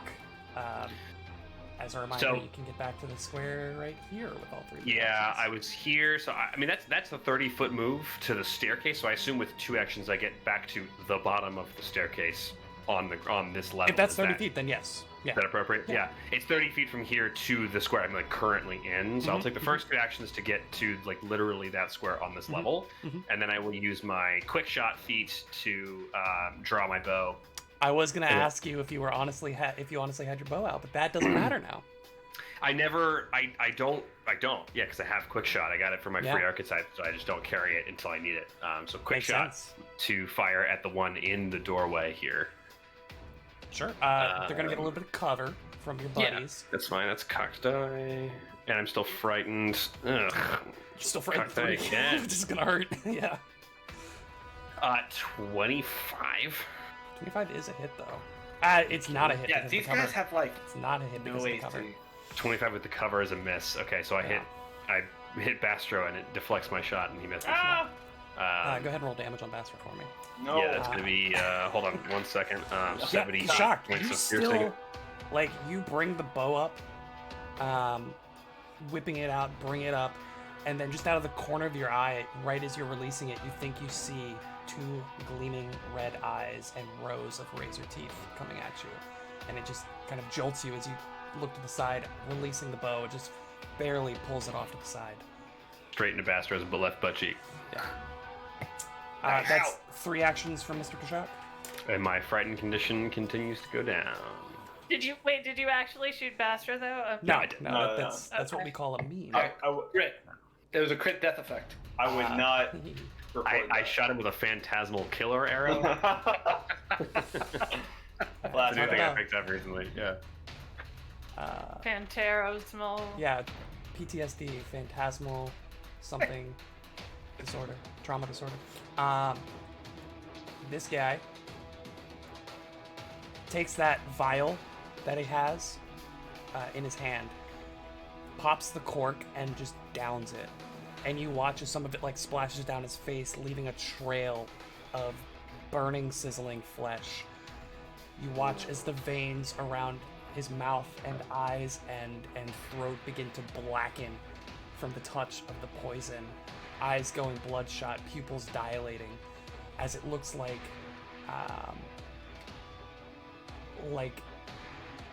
they begin to just amp themselves up. You just hear as spittle, now frothing with this green tinged acid, begins to exit their mouth. They will run Oh, love that. up to here with their second, or they're gonna go along the non-difficult terrain path, since this doesn't matter until the beginning of the Fearing's turn. We'll come up to here and we'll attempt to strike with their club against Twinkle Toes. I am parrying. You are parrying. I don't think that'll matter since they rolled a 23. That does matter because I can do an opportune riposte on him. Yeah, because yeah, that's a they crit go back. fail. It matters for sure. Noise. That's an exact crit fail. That's awesome. Exactly. Yeah. That's gonna be a 30 to hit. 30's a hit. Roll damage. Nice. Oh, huge. Haste Yeah, value great. in action currently. Yep, so good. Okay. Not the best. 3, 5, 10, 3 points of 14, 17 points of damage. Oh wait, no, that's incorrect. I just rolled finisher. I was gonna I'm say, where are so you getting sorry. 3 dice from? Yeah. Okay, Just go ahead and roll it again. my with bad. regular damage. Sorry. Yep. All good. Oh, so much better though. 18. I rolled a 18. 5 and a 6 on those 2d6. Okay. So 8. He will take that. So That one's hurt bad. you watch as this person like basically just stumbles up to the edge of the bed, again just frothing, this green foam just pouring out of their mouth, With bloodshot eyes, just a lazy club swing over the top, you quickly deflect it down to the side and poke straight through the foot, like pinning the sword and his foot to the bed covers real quick before drawing it out. They don't seem to care. The second one will do the same thing, downs the vial, will run up to here. Let me just make sure that's a legal move. 5, 10, 15, 25. So they actually can only get to here.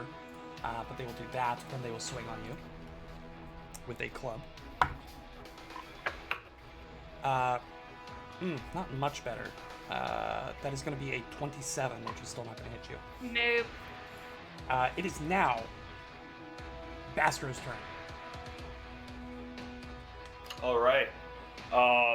First action, I'm going to stride up to here.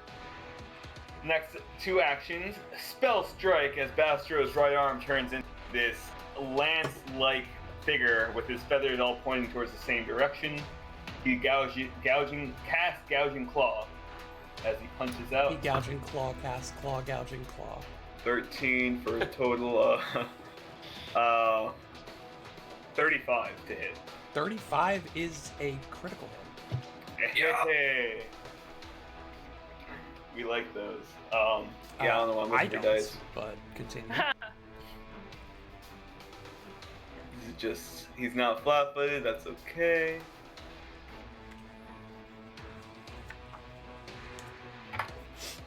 $49 points of Damaggio.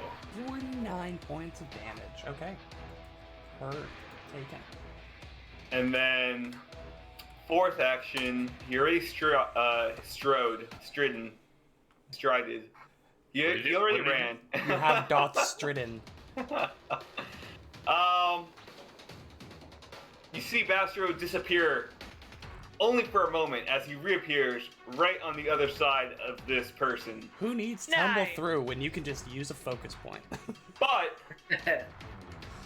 I'm sorry, I said he reappears. He does not reappear. He just disappears completely.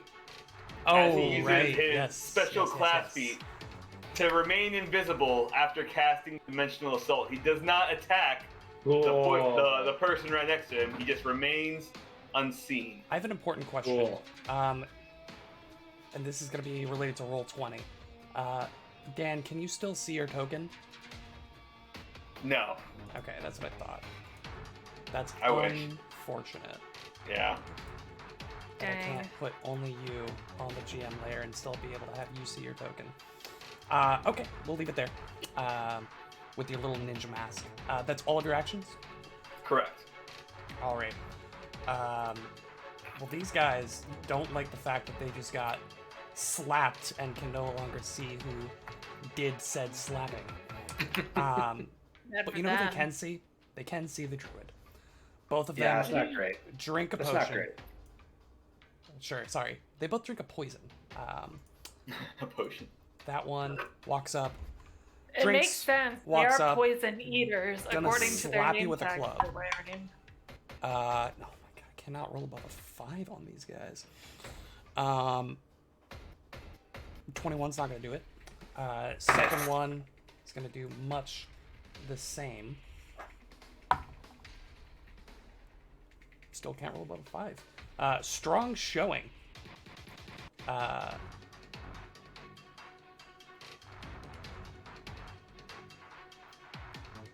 No, it's even lower. It's like an 18 with a multiple attack penalty.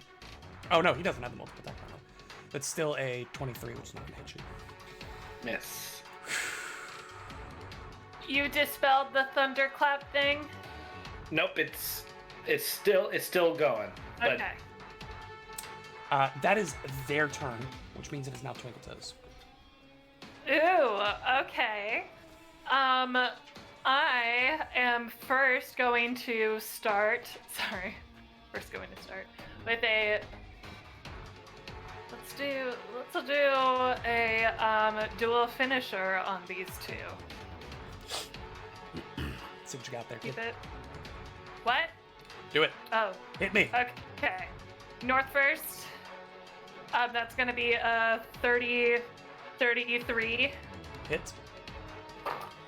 And south, that's gonna be 29.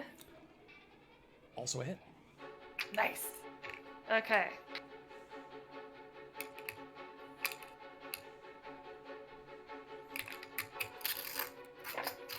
All right. To the south, that's gonna be 10. 10, 20, 23 to the one to the south. Okay. And 1, 2, 4, 6, 10, 13, 16 to the one to the north. All right. So the one to the south is hit for the first time. The one to the north has already taken some damage, both from you and from the Thunderstrike, is starting to get pretty beat up. 2 quick stabs in succession. That is At a the finish same for the time. turn. At the exact same moment. As I finish my turn on my first action, I still have 3 more. Well, I just mean as you use a finisher. You Yeah. lose Panache. Yes, I do. Can't attack for the rest of the turn. So at least I'm not going to take any more damage from this ludicrous character on this round. No. But I am gonna tumble through to the other side of this poison eater. Okay. It's gonna be a 34. So, you're trying to go to this square, correct? Yes. Okay. Here's what's going to get a little tricky. Because you do succeed in getting under. Tumble through only allows you to go through a single enemy's space. And as you get to the other side, I know, but yeah, we'll have you go there. You bump Okay. into something. And I bounce into the square instead. Okay. You can just end your Call turn. it. I could. I certainly could. Instead, what I'm gonna do. Sorry. No sorries. I now have. Thank you for your patience. I'm going to end that action there. This is gonna be one action. Okay. Then I'm going to step for my third action, and so that I can get away from any attacks of opportunity Okay. from those guys. And then fourth action, 5, 15, 20, I guess tumble through again to over here. Is this still the same move as Yeah, the it would be first a- tumble through? No, No, it's this is a a- different, no. it would Those be are a new tumble through actions. action as opposed to a stride action, but that still works. So if you go ahead, Yeah. roll it. Yeah. That's gonna be a Fearon, do you have a melee weapon? 29. I have my unarmed attack, Do those which is threaten? yeah. Okay. Yeah, Cool. 100%. Just double checking. Bathrobe's got these. I also do. I have a staff in my hand too, which could Do you, Staff not, is do, always- do you have a bow in your Staff's hands always as well? a weapon. yeah, I do have a. Can you yeah, shoot with shoot an arrow with threatened? A magical staff is always treated as a It's melee staff. weapon. Yeah, it's a stave. Mhm. That's the end of my turn. That is the end of your turn. Top of round 3, Fearon, you're a little bit surrounded. yeah. Fearon's gonna call out. Do we care about finding where that priestess went? I think I felt her when I was trying to get away from that corner over there. I think she's just invisible next to that statue. But do we want to be able to see her? Yeah, absolutely. Can you No, do that glowy thing? Keep her invisible. Yeah, Fearon's gonna cast Fairy Fire.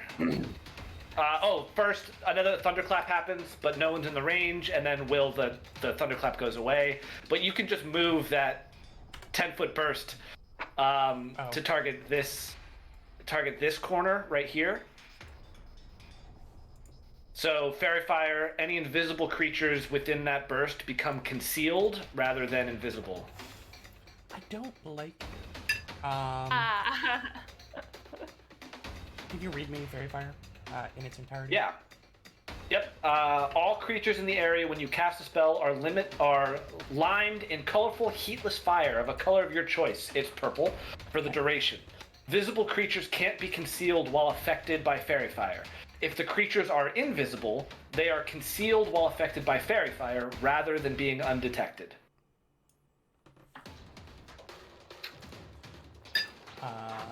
So they're regular concealed. Yeah, concealed. And then with his third action, Fearon is going to touch. He's gonna like grab the uniform he's wearing and like feel under it to the leather armor he has on and whisper another word in Druidic and go invisible. Ooh. Okay. Lots of That's my turn. invisibility this combat. This is Yeah. This is new. This is new. I like it. Fairy Fire, the effect, All of my however, friends goes are away, gone. correct? What? The effect What'd of you say, Fairy Will? Fire goes away. It's an instantaneous. Yeah, It so doesn't stick just around? creatures within that burst are affected, but yeah, it doesn't re-up every round. And so these two cannot become invisible. Correct. If they have the ability to do so. They will become a concealed. Yeah. Gotcha. They are surrounded in purple of fire. Perhaps the aura. Yes. Is that just because they're like a mass of colored flame now? They're Like, they're outlined almost just in like glowing. They're just glowing LEDs or like purple. Yeah. It's not like a perfect Like a crystalline figure. It's No. like an Yeah. amorphous blob of flame. Yeah. But the priest is concealed. well, it's Mhm. if you imagine a fire, like a fireplace, but at the center of the fire is just the outline of a person that isn't fire. So there's just like fire That to me around would be it. fully revealed because I feel like I could shoot an outline of a person with a bow just as well as I could shoot a person. It specifically says outlined in fire. Does it not? But concealed. They're concealed. Yeah, concealed is still better than totally concealed, which is what I think you're thinking of, Jack. Because it's still only a DC 5 flat check to hit a concealed creature. So like, you know, you only have 2 dimensions. You don't have the third to really give you the depth, I guess. That's the interference turn, who also goes invisible. Oh yeah, I'll put the ninja on me too. Oh, thank you. Done. Fastest token in the West. The next list up of is gonna viable be- attack targets is shrinking. Yeah. Sorry, Thanks, guys. my AC is too low. No, I get it. It's fine. She will go here. And I need Twinkle Toes to roll me a... You see, like, the outline of her just, like, looking side to side, hold up one hand. And then moves to the south to try to follow where Twinkle Toes went. She saw you disappear around the corner. She gets there and sees you and begins to cast a spell. Please roll a... What is it? Fortitude save for me. Is this an emotion effect? It is not. Okay. Oh, so this makes her fully revealed now, right? No. Oh. Ooh. Ooh. High level invisibility. Yep. That makes me feel better about using fairy fire. Yeah, high value. It's yeah. That's why I said I don't like you. I'm gonna use Halfling Luck to re-roll that. Oh, the rare great halfling reaction. luck pull. Such a great reaction. Would you go ahead and talk about that for us real quick? Yeah, sure. My happy-go-lucky nature makes it seem like misfortune avoids me, and to an extent that might even be true. I can re-roll the triggering check, but I must use the new result, even if it's worse than your first roll. Is that once per day? Yeah, once per day. Still very good. Yeah, it would be even better if it was a better roll, but it was in fact not a better roll. What's your total? Oh, So- yikes. My total is 26. 26. Yeah. You are blinded. Oh no.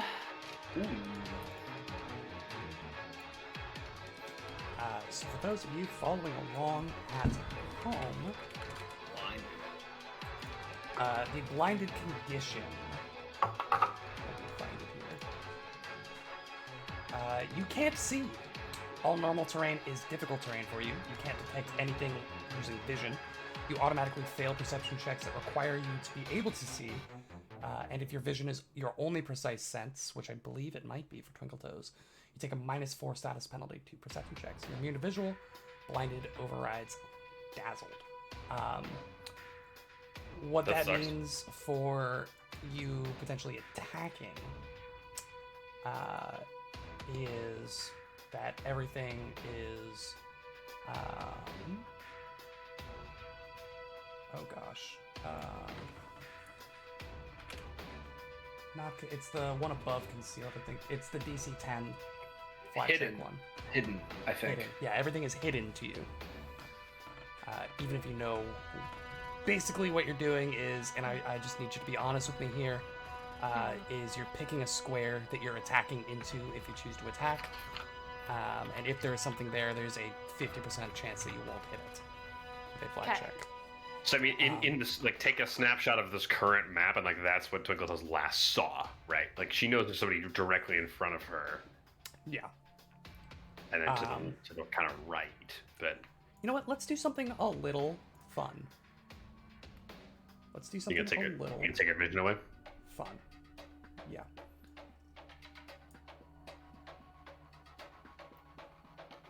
That's not what I meant to do. How do you... I was trying to send her to a different map. How do you do that again? If you drag her nameplate from the bottom left, Uh-huh. and then you can put her on a different map from, like, if you open up the maps tab. Uh-huh. I did that. It just moved her nameplate. You have to take it, like, click it, like, click and drag her name. There we go. I was see clicking it? the Yeah. movement arrow. Yeah, not the movement, but you have to take her name and then put it on a new All map right. again. So Emily Grace, I'm gonna need you to give me like cardinal directions or diagonals and feet, Great. and your allies are Great. gonna have to guide you. Okay. We're trying some experimental performance art for our I audience. love this. Okay. Okay. So, Emily Grace can no Yeah. longer see the map. She is as blind to the combat situation as her character, Twinkle Toes, is. You can still roll seek checks with perception for your hearing. You're going to take a -4, but you can still potentially, because they're in combat, because they're actively fighting, you get a bonus, but you also take a penalty from being blind and not having another precise sense. So you're only at a -2 on that, since there's active fighting going around you, and you can kind of guide yourself towards the active combat. That is her turn. Next up is Kashak. Kashak is going to hunt the poison eater that is directly across from him, not the one that's right in front of Twinkle Toes, but Sure. but this one to the left there. Exceptionally hunted. He's then going to take 2 actions to pull the hostling statuette from his neck, Oh baby. huck it, and then Sheethra pops up in this 10 by 10 square right next to me. Right next to you. Yeah, right next Okay. to me. Very good. Very cool. Very good. Rather, to be more accurate, I will do the opposite. I will do it in reverse. I will throw it with the hostling statuette. She will appear, and then I will hunt this guy so that Sheethra then takes a free action to chomp at him. Gotta think. Yeah, Gotta flanking too. think. Flat-footed.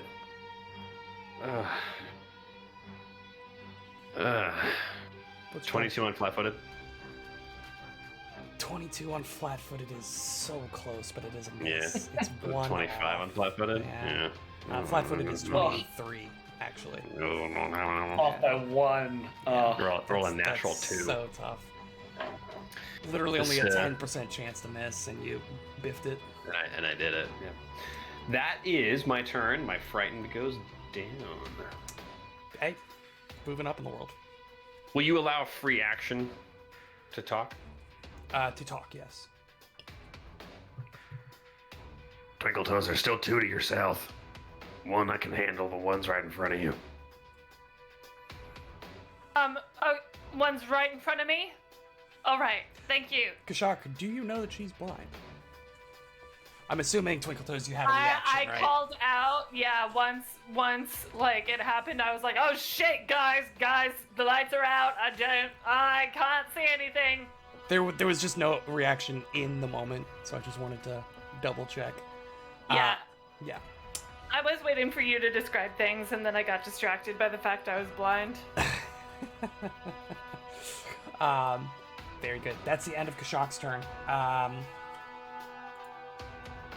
see. Wow, okay.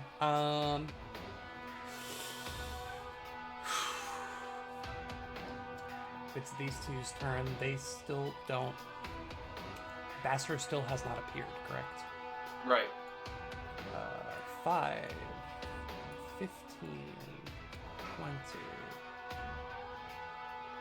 25, 30, 35, 40, 45 to there. And then this one will go to here. Both of them use 2 move actions. Oh my. Well, they have nothing to do in this room now, since your friend that was in... Both of your friends that were in the room either disappeared or left. One is going to take a swing on the blinded Twinkle Toes. One is going to take a swing on Fear and Fear and give yourself a +2 cover. It's the one that's in the doorway. I am invisible, my friend. Oh my god, so they're both going to hit Twinkle Toes. Twinkle Toes, the first one is your regular AC. The second one is with +2 for cover. I don't take any negatives from blinded. Not on AC. Okay. The first one, however, is still going to be a 35. That hits. Okay. Then the second one with your +2 to AC is going to be also a 35. Both hit. Okay. Finally. Not excited about comes up a that. little bit. And you can tell that both of them are, as soon as their clubs make contact, the rest of you see, and Twinkle Toes, you hear that those two just begin to go into an absolute frenzy. The second that they make contact with Twinkle Toes, they begin yelling. They begin just like spittle, this foam still frothing from their mouths. If you could see it, their eyes are now completely red and bloodshot as all of the veins in their face and their forehead and around their eyes are just black with this poison. They go into an absolute frenzy. A little bit of damage coming Twinkle Toes' way here. Oh, really? Just a smidge. First one. These are mauls, by the way. Not the shopping variety, but the hammer variety. Which means that they are D12s on the damage die. Oh boy. Yeah. First one's gonna hit you for...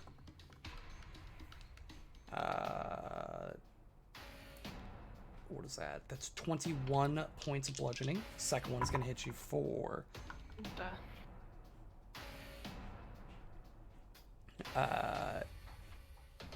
second one is only 13 points. Okay. But again, as they're hitting you, they seem to be emboldened by drawing blood, essentially, and they both whip into an absolute frenzy. Next up is going to be Bastro. All right. Still invisible. Baster's going to 5, 10, 15, 20, 25. So, since he's invisible, and I want to strike this person, is this person flat-footed to me? Or do I still have to roll faint for that. So you are undetected to her. So I think that means they're flat-footed, right? Yeah. When you're undetected by a creature, that creature is flat-footed to you. Woo! That's Yes. that's from the text of undetected. And they have That not sounds- spent. She did not spend the action to seek you out. Right. So you are still undetected, which means they are flat-footed. Yep. Bastro swiftly goes over to the southern side, rears back a punch. Roll a flat check for me. Electricity crackles. Oh yes. DC 5 Thanks. flat check. Right. Thanks to my Eye of Fortune, a new item we picked up, I get to roll this twice. As a free action.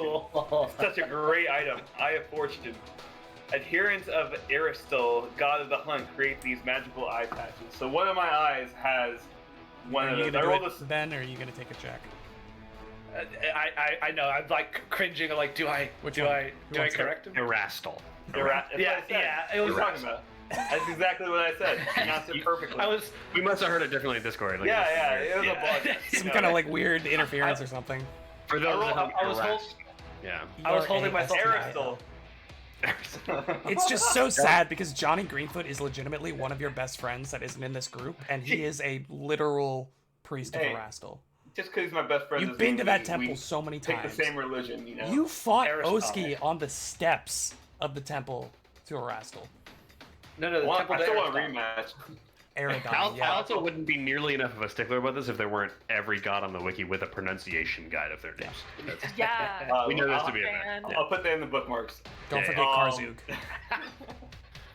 I rolled a 6 on the first roll, so I That's a hit, beat yeah. the concealment. Yeah, and then let me roll for actual hit. That's a 15, And you are no longer invisible. 37 to hit. 37. Come on, Are be you a sure? crit. Come on. No way. Oh, be a crit. Not, it not is- crit. It is a Right. hit. Not a crit. Dang. Take the okay. hit. Well, you think take a, the you hit. think a we need 12th more level at creative. 37 is gonna do it? Come on, Yeah, we Ben. need This is- more this is- credits. A 5th level shock and grasp. So we're gonna do. Weren't you just playing a marshal? Ugh.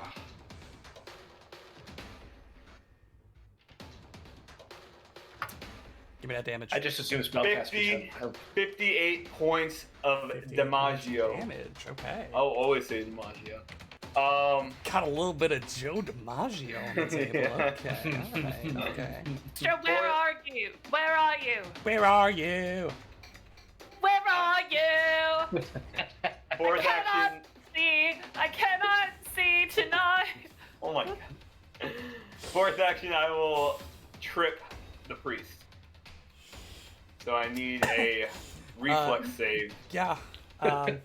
You need a reflex save from me. Or Yes, against my athletics. no, check. you roll an athletics against their reflex DC. That's what I said exactly. What do you mean? Against their rolling what? Aristal DC. I got a 34. think you mean their Erodin save? Oh, excuse me. I got a 30. I got a 30. A 40? A 30. Oh. What's happening? 52. He's trying to trip the priest. I've Does lost that have the it all. attack trait? Yeah. So roll a flat Tripping check. does. Roll a flat check for me. That's right. So the first one was a 1, but I got a 12 after that. Okay. That ability is just every time. There's not It's like free. a It's limit a free to how many action. times. Yeah, it's a free action. Wow, that's cool. Yeah, that's really good. A 30 is not going to trip. That is a regular failure. Wow. Well, that's my turn. Okay. It's a great. It was still a very good turn. I don't want to take that away from you, but you don't get the trip, unfortunately. After Bastro, the other two.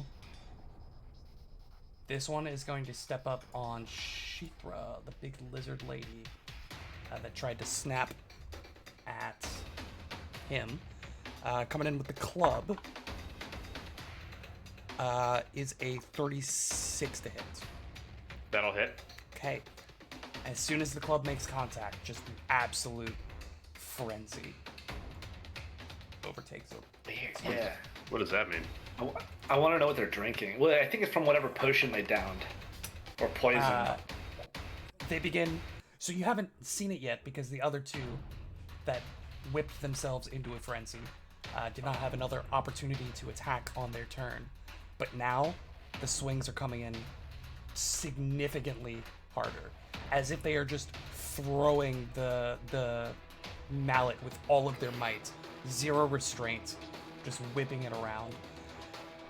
The first attack is going to damage Shithra for 22 points of damage. Okay. Third action, he's going to swing again. That's pretty good. That's pretty good. That is a... I'm taking my bonus here. That is a 32. That'll hit. That'll hit. Alright, that is 19. That's going to be 24. 24 points. Okay. And all three of them seem to be just throwing themselves at their enemies with zero regard for their well-being and safety.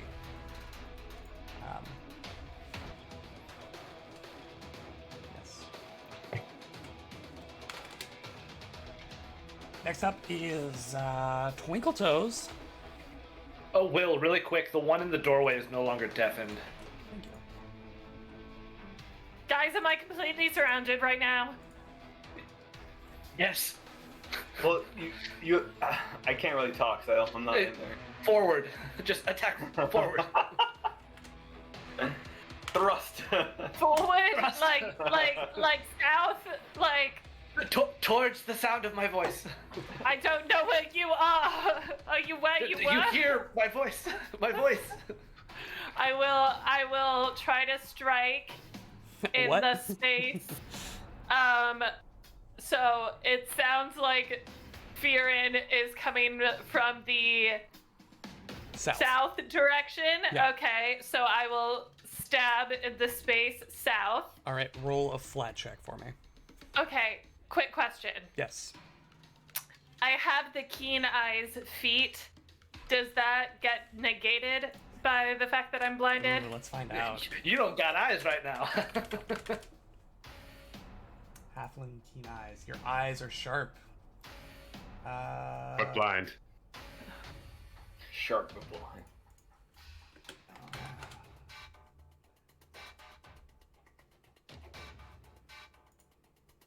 Let's see. That's a halfling feat. Yeah. What level do you know? It was, I think, like my special feat at the beginning. Or no, would it be a feature then? No, I don't know. I don't know. 1 second, let me find it. 'Cause I'm not finding it on. No, it's ancestry. Like it's just something Yeah. they get. Yes. Oh, just for being a halfling. Yeah. Oh, your eyes are Ah. sharp, allowing you to make out small details about concealed or invisible creatures. You get a +2 when using Seek action to find hidden or undetected creatures within 30 feet of you. That's tough because it doesn't Yeah. say flavor-wise. I would say yes, but raw rules as written, I would say no. So we Oh, are. I would say opposite. I would say Yeah, it's raw opposite. rules. I would Years. say rules as written. It seems like it would fly because it doesn't say even in the keen eyes thing that like, Blinded says you can't detect anything using vision.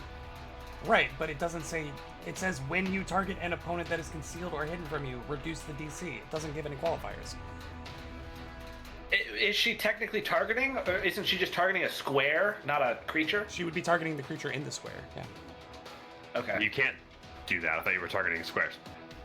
Yeah, I thought when you're blind. I'm gonna give it to you on my interpretation Cool. because cool. everything that it says about eyes is purely flavor. It I'm says just good at finding things that I can't see. yeah. It just the actual rules part of the ability says, period. You gain a +2 circumstance when using Seek action to find hidden or undetected creatures within 30 feet. Nothing about eyes. Period. When you target an opponent that is concealed from you or hidden from you, reduce the DC of flat checks to 3, or yeah, 2, 3 for a concealed target, or 9 for a hidden one. Period. Nothing about using eyes as a precise sense for that. I think the issue is that we're kind of like home ruling this target a square thing. I think that's a first edition holdover. But I mean, the best it makes the sense. best I can see from Reddit comments is they're hidden or undetected, which is the DC 11 flat check, which with the Keen Eye's feat would technically apply to. Yes, so they are undetected right now because Twinkletoes has not taken the seek action to find them. She's going off of the information that she's hearing from her allies to determine where that is. The kind of error in the equation, if you will, is that undetected flat check. So go ahead and roll a DC 9 flat check for your first attack.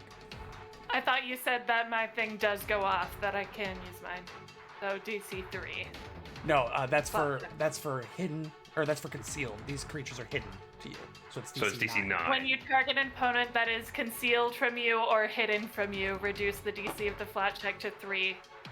For a concealed target, or 9 or for a a 9 hidden for one. a hidden one. Got it. Thank you. Gotta Sorry. read the whole sentence. Pathfinder players and I reading just the last missed sentence. that. I Pathfinder misread. players and reading the last sentence. Yep. You stop when you see the part that you want. None of us ever do. I read from instead of either or for Yes. around the 9. It was just misread it. The to number what of I times wanted I've done to that. say. No, I mean, Yeah. we've all been there. Infinity times. The number of times that Ben has cheated explicitly because he did not read the last line of a spell or an ability. It's like the last 6 words of any line of text don't mean anything, except also they're the most important lines in the entire text all the time, every time. I rolled an 18 on the flat check. All right, go. roll to hit. This is going to be a confident finisher. I would So confident. So love you to try it. Yeah. confident. Also, please in the future declare that before you roll the flat check and determine that you did it. I was planning on doing a confident finisher, but you told me to roll a flat check when I said that I was gonna make a strike. Will, Yes. it is literally blind confidence. It's literally that's literally Could what not I be was more going blind for. confidence. No, and it's cool this time. I'm just saying in the future. You said Yeah. strike, so I assumed that you were doing a strike and not a confident finisher. That's super fair. Yeah. That's Just- super fair. Just next time say finisher before. I before should the have flat said check. I'm going to attack instead of strike. And then I understand. Yes. Okay. It's flat But footed. It is flat footed. it's also a 39. That is also a critical hit. There it is. The blind crit. I Yo. believe it's a Twinkletoes to blindly crit people. I mean, I'm not shocked. I'm not either. Oh. I'm really not. 12d6 coming up, baby. Those metal dice do sound nice. Okay. Gosh, so many ones on these things tonight. Okay. Ooh, maybe they don't sound nice then. 4, 8, 10, 12, 14, 20, 26, 31, 34, 40 points of damage. 40 points of damage. Okay. That is definitely some damage. Tell you what. All right. I lose 3 more my actions. I'm then going to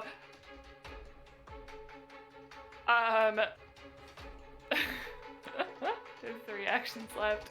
Honestly, I'm I would going just parry it to- and call it a day.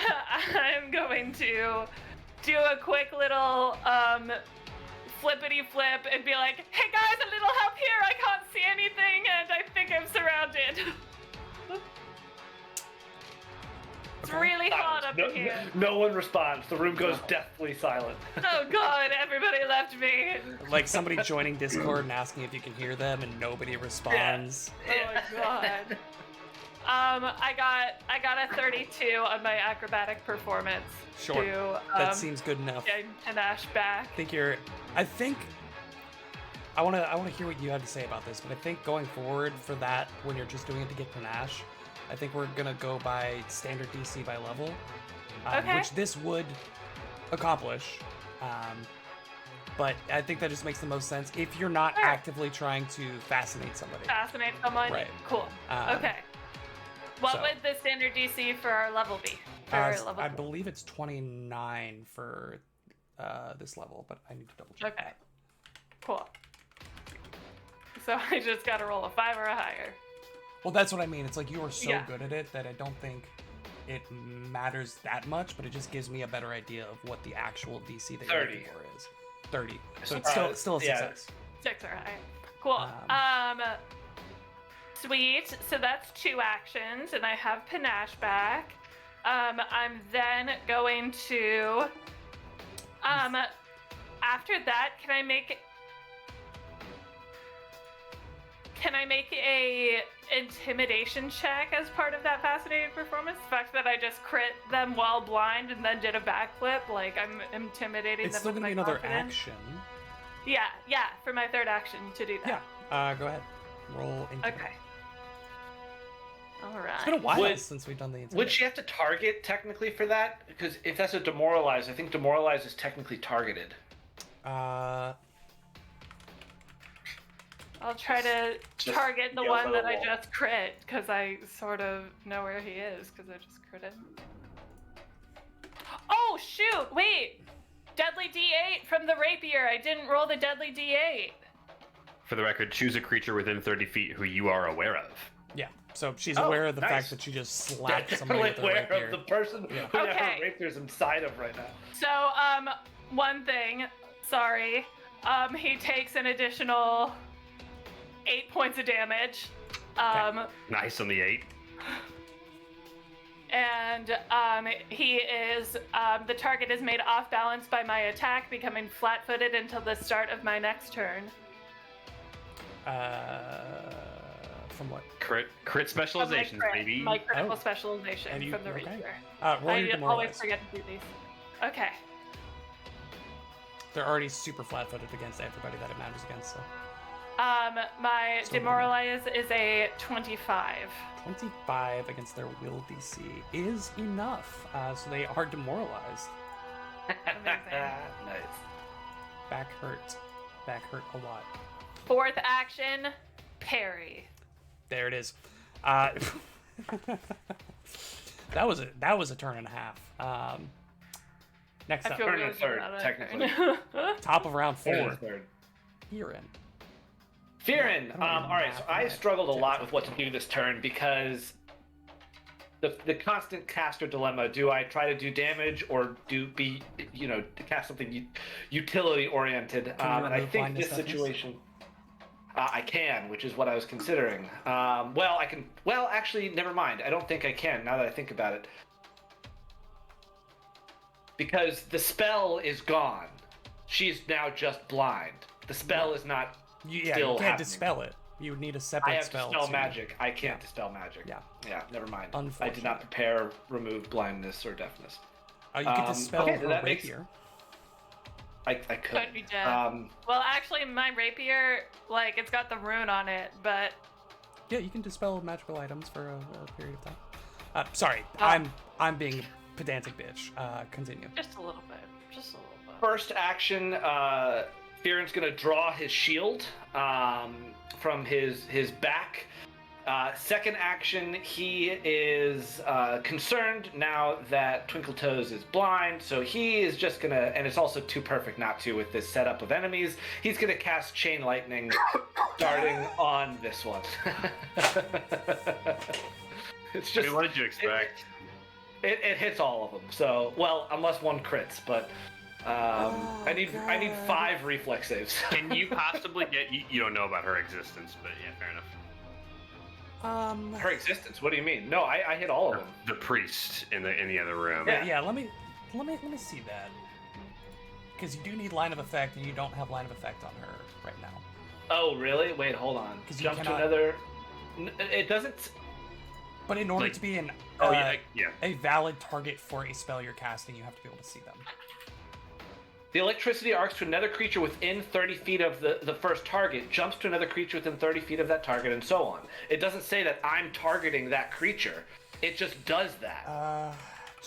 I would agree with Ben on that.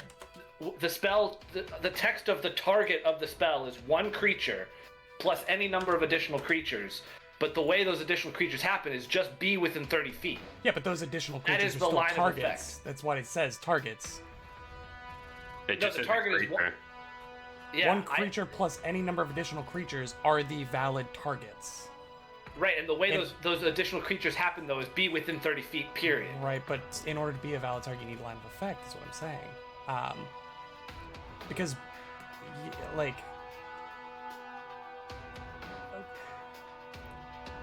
I'm unsure. If there's no line of effect between the origin of the area and the target, the effect does not apply to that target. So, But that's line of what Will is- effect. That's what Will is saying, is like you couldn't jump it to. That's sticky.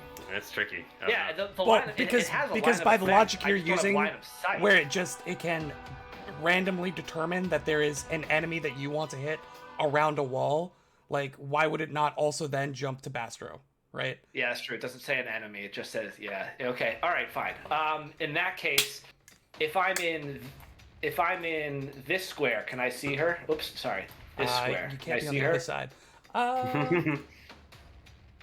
Yeah, totally. For sure. I can right? totally see her from there, right? That's Totally, all you need. 100%. that's I all- that's know all- where you are and where she is. Ooh.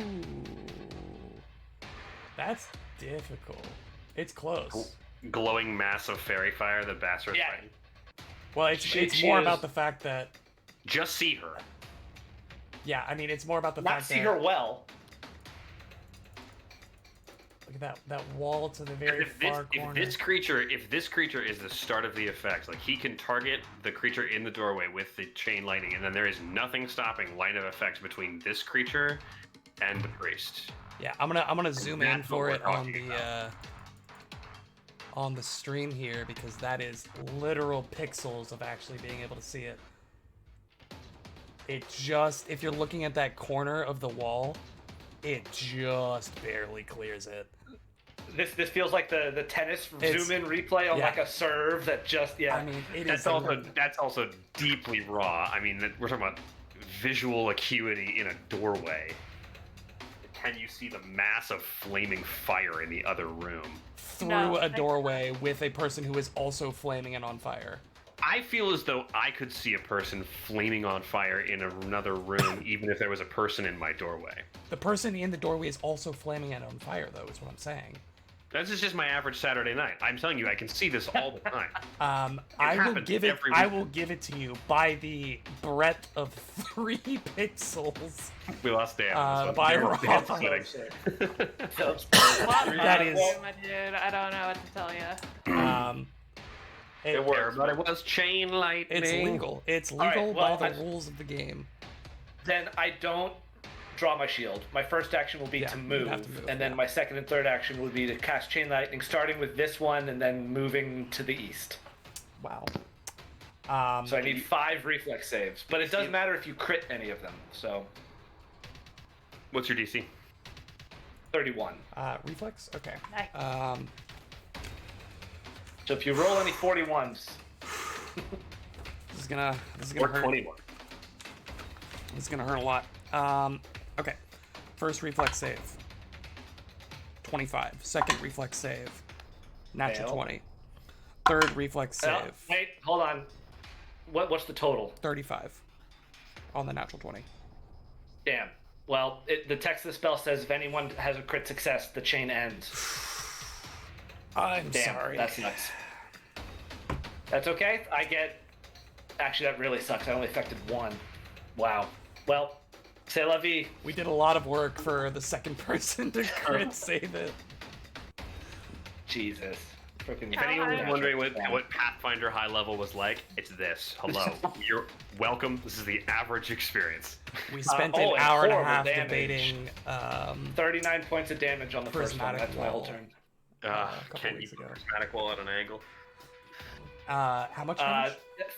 39 points of electricity damage. I am also no longer invisible, and that's my turn. Woof. Big hit. I Big hit. still can't see you, if that makes you feel any better. Damn. Big sad. Okay. Ooh, stealth burn. That's After a rare. Fearin is this lass's turn. She will.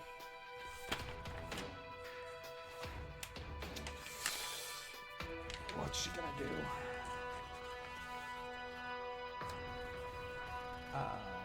she is going to.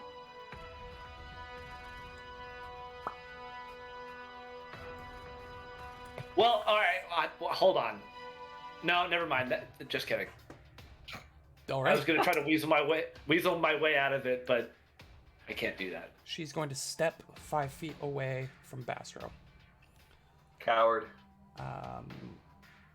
Real. I'm very glad that the stream couldn't hear the witch cackle I just let out at hearing Ben go, well, hang on a second.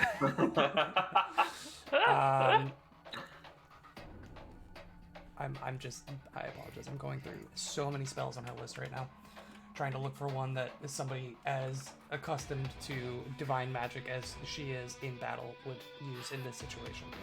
I'm learning that pain. I stole Will's prep time today. I'm sorry. Yeah. Here's something new for Photoshi.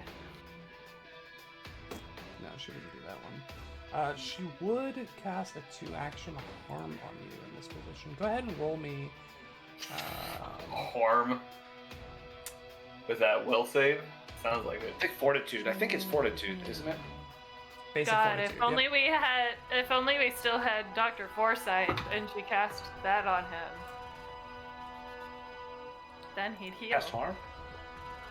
Yep. I got 39. 39. Regular success. Out regular success. Regular success. Ben, I feel Wow. like you have a really misadjusted idea of the DCs for this level of play. Well, it's more just that the grunts have like an AC of 25, so I'm assuming that she is similar, but she's definitely not. Yeah. No. Yeah, she's the boss of this mini encounter. Yeah. If I had to hazard a guess, I would say that she's creature 13, and then the other ones are creature maybe 11, Yeah. possibly 10, Probably. but most likely. Yeah. 11. Let's see. That is 1, 2, 3, 4, 5, 6. Yep. Oh gosh. Wait, is that for real? Okay. Mhm. /GR 6d8 plus. What's 6 times 8? Anybody off the top of your head? 48. 42. 42? But, yeah, 48. 48? Okay. 40. 16, 24, 48. Yep. I got 2 different answers. I need to double check. Go ahead and take 41 points of damage for me. Is that halved? Yes. Jesus fuck. Yo, wow. That was a 6th level harm as black mist seems to just appear out of the air, cling to your skin, and you feel negative energy just rack through your body as blood vessels explode, muscle atrophies. It's uncomfortable to say the least. But that is her turn. It's then going to be Kashak. Kashak? What am I gonna do? I'm gonna enter point blank shot stance. He's gonna finally get his wits about him slightly and start to kind of get into the combat here before taking 2 actions for a parting shot, which is a 5-foot step to the diagonal, and then a shot at my hunted target. He'll be flat-footed to this attack because of parting shot. Give to me a parting shot. Natural 20. That's what we like to see. Yo! Go ahead and roll some Nice. damage for Yeah. me, baby. Too bad I rolled a natural 20 on the parting shot flat-footed attack, but who's to say? Hey, crit's a crit all around, baby. A crit is a crit is a crit. Okay, so he is going to take 57 points of piercing damage, 2 points of force damage. Okay. He is going to be immobilized in that square. Doesn't even matter, buddy.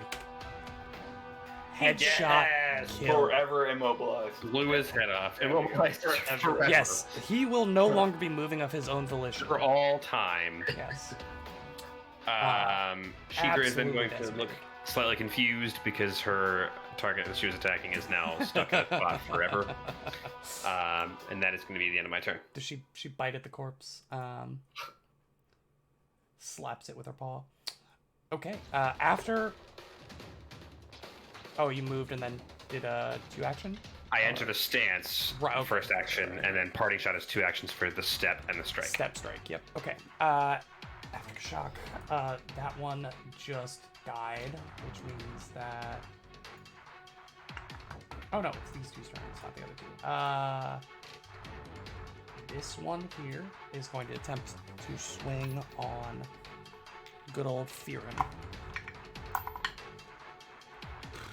A 20 to hit. Oh man, wow, yeah, you've been rolling like garbage. Second attack is absolutely worthless, so they will pop around here just to kind of threaten Oh. a little bit. What's up, bro? What's going on? Yeah. How you doing? How you doing? Hey, what's up? Hey. I have no idea what's going on. This one will move up and also attempt to hit Fearin. Seeing There's one immediately to your south still. that guy hasn't had a chance to move. They've got back pain. First strike. All right. Okay. All right. 29 to hit. Miss. Yeah. Third action. Rolling for the natty 20. Yes. You got a natty 20? No way. I did get a natty really? 20. Hey, if Would I you roll stop enough critting dice on these my guys, stuff? if I roll enough dice with them, eventually I'll get a crit. That's how it works. However, I'm not sure that it'll be a crit. I gotta tally that up and Probably actually will. make sure, because I mean, that is a 34 to hit. Yeah, that's a crit. It is a crit. Okay. Whew. It's gonna be a lot of damage, my friend. They are juicing right now. That's going to be a total of.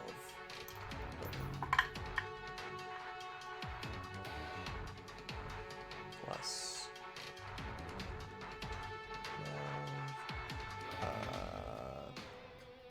34 plus. So that's going to be 44 points of damage. Okay, where's the fortitude save? No fortitude save. You're just knocked prone. Oh, prone. Okay. That's not too bad.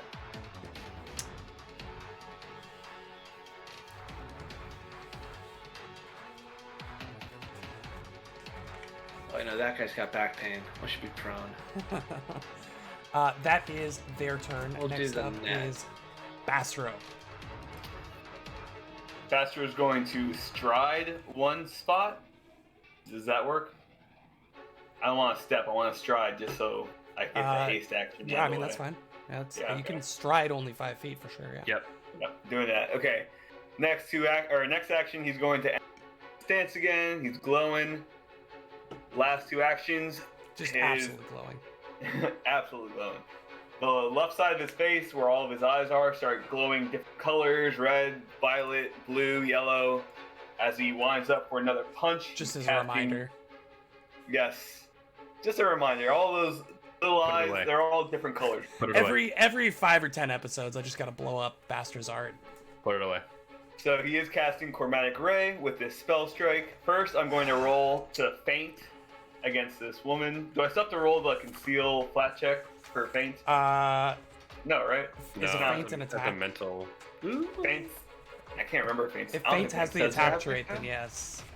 Hold on, I don't think feint does though.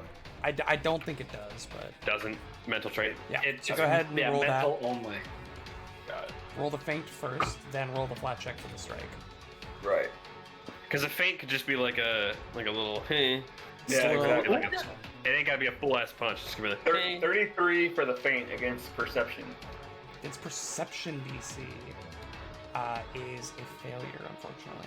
Ripperoonie. Alright, flat check. I get 2 because of my Eye of Fortune.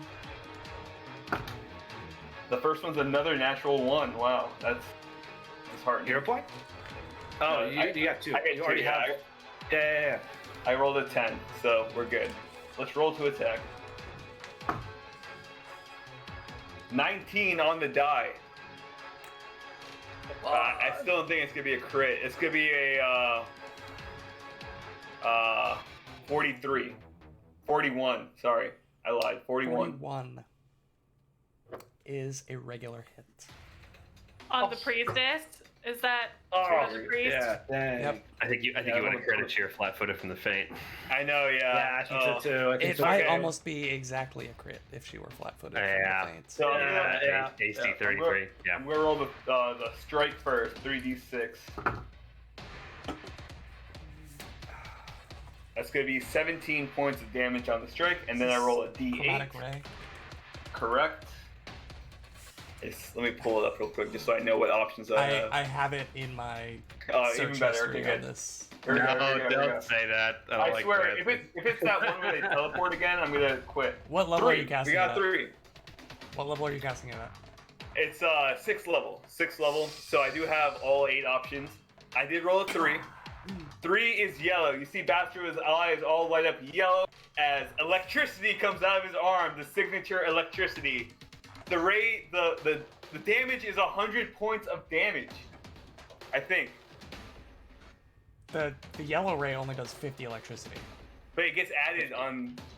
How, it how does much it. did you do for the strike? You're right, yeah. So it was just not 100 points. I was critting it. Total is 60, what did I say? 10, 12, 17.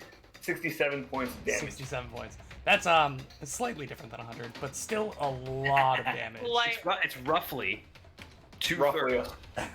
Still that's fine. a hell of a lot of damage. And as your fist connects, you just watch arcs of this brilliant white hot electricity ripple through muscle spasms as her eyes roll back a bit. She looks messed up after that hit. Is that your turn, or do you have one more? That is my full turn. That is your full turn. I don't like it, but I accept it, and I accept you as a person. Thank you. how generous. This person is dead. I'll cross them off of my initiative tracker. The next one, let's have a little fun with it. The next one will move to here. No, they wouldn't do that. They're not dumb. Well, they're not smart. Nah, they're just gonna stand there and try to hit Twinkle Toes. First attack coming out, natty 19 for 37. Uh-oh. It'll hit. They also fly into a frenzy. I don't like that. They get a little bit of temporary HP because of it. They then deal I you. parried. They deal you damage. Unfortunately, you will be taking not a great roll. 16 points of damage on the attack. Second action. 16. Second action, also a strike. Actually, second action, they're going to attempt to knock you down. Which is going to be...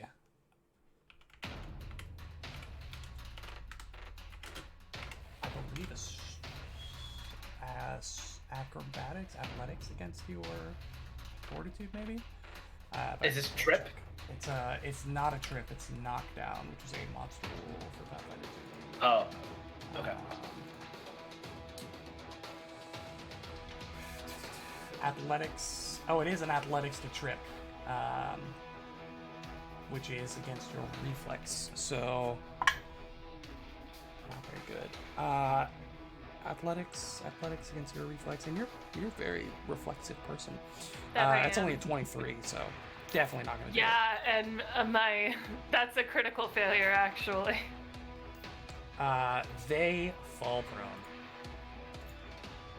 Oh, wow. I love that. Blind is more effective than some PCs with full vision. Yep. That's so funny. Its total was my mod. Hey, Will, we're- maybe don't target the swashbuckler's reflex DC. Look, I gotta let you guys have the fights where you feel powerful before I murder you in the next room. That's true. Fair, Um, fair, right. fair. It still doesn't Fair. make sense to me that like blinded doesn't affect all of your saves. Yeah, honestly, when you said I was Especially blinded, I was like, reflex. Like It only Everything's affects gonna go perception. down. It What? really in first legitimately edition, only I think affects that blinded is perception. like dexterity. So like it's like your reflex save, your AC, a bunch of stuff. So like in second edition, it doesn't really make sense that like you're just as reflexive without any vision at all. yeah. But here we are. Hey, take it up with Jason Mona, not me. Honestly. Somebody tweet him right now and be like, "What the fuck are these blind rules?" Will is thinking of either Eric Mona or Jason. Yeah, they wonder twinned. Or perhaps their beautiful, gorgeous son, Jason Mona, who in 20 to 30 years will be making Pathfinder 5th edition, and it'll be the best game that's ever happened. What is? It's Eric Mona and Jason Bullman. Jason Bullman. Thank you. Jason Aristel. Shout out to Eric Mona, lead publisher, and Jason Bullman, the lead designer for 2nd edition. Eric Mona published this book. Eric Mona publishes everything. he I does. would also like to Oh. have a conversation with them about dexterity as a whole, because like the fact that you use dexterity for like crafting checks, I'm like, excuse me, as somebody who is clumsy as all hell, probably a -2 modifier to my personal dexterity, but Right. also creates works of art. They're such nerds with love that they would probably really entertain that conversation. Yeah. Yeah. Fun fact: this book 4 was written by Ron Lundeen, who is Oh, Ronnie? who is actually one of the best, in my opinion, writers for Paizo. High praise. High Yeah. praise. I don't remember his full body of work. Lundeen. It's a fun last name. That name appeared in our Delta Green game. Yeah, I was just thinking that. Yeah. But he was one of the developers It was like, that for sounds familiar. the Starfinder rule set. Ooh, he I also, love Oh, cool. he also Okay. wrote a bunch of stuff. Is he with Wizards of the Coast now? Ooh. Raider. Uh-oh. No, do what's best for you, buddy. But like, traitor. But he wrote book 3 of Strange Aeons. He wrote Cool. a bunch Book of 5 books of Ruins of Aslan. Yeah, book 5 of Ruins of Aslan. Book 2 of Tyrant's Grasp, which I heard was really good. Oh, he wrote Is book this what we're 3. doing for the rest of the session? I guess I'm so, sorry. yeah. I'm kind Yeah, of it's filling after time 10. because it's Twinkletoe's turn, and that's going to be the last turn we take of this session. So go ahead and Okay. bring us out, Okay. Twinkletoes. Am I still surrounded? Yes. The one that just attacked you fell at your feet to your south. Oh, to my south? Perfect. Yes. Flat check. Yeah. DC 9 flat check. Okay, let's see. Can I hero point a flat check? Yeah, Yeah. any D20 roll. Dope. Gonna hero point that flat check. Oh, that makes sense. There we go. 14. 14's a hit. Go I ahead. and rolled roll an damage. 8 Or on roll a it. hit. No, I was like, no. Nope, absolutely So not. close. Oh, I meant it'll just be a precise strike because precise strike. Skirting the line there, Rousen. Sorry. It's a 28 to hit. 28 is going to hit. Okay. It's a precise strike, Wait, so hold on. Are they still flat-footed even if they're prone? They're prone, so yeah, they're definitely. Yeah, they're flat-footed. Yeah. But it's not like in first edition where you like get a flat bonus on top of them being flat-footed. Okay. 11 points of damage. 11 points of damage. Gonna do a confident finisher All right, go ahead and on him again. Flat roll check a first. flat check, please. Okay. 14. Give me. Rolled 3 separate dice. I'm gonna roll that 14 one again for this. Okay. So this is a confident finisher on him. Sure Just is. to reiterate. Okay. Ooh, natty 16 plus 17. That's gonna be 33 3, to hit. which is a critical. Exactly. Incredible. No, it's incredible. Oh my god, a crit confident finisher. Let's go.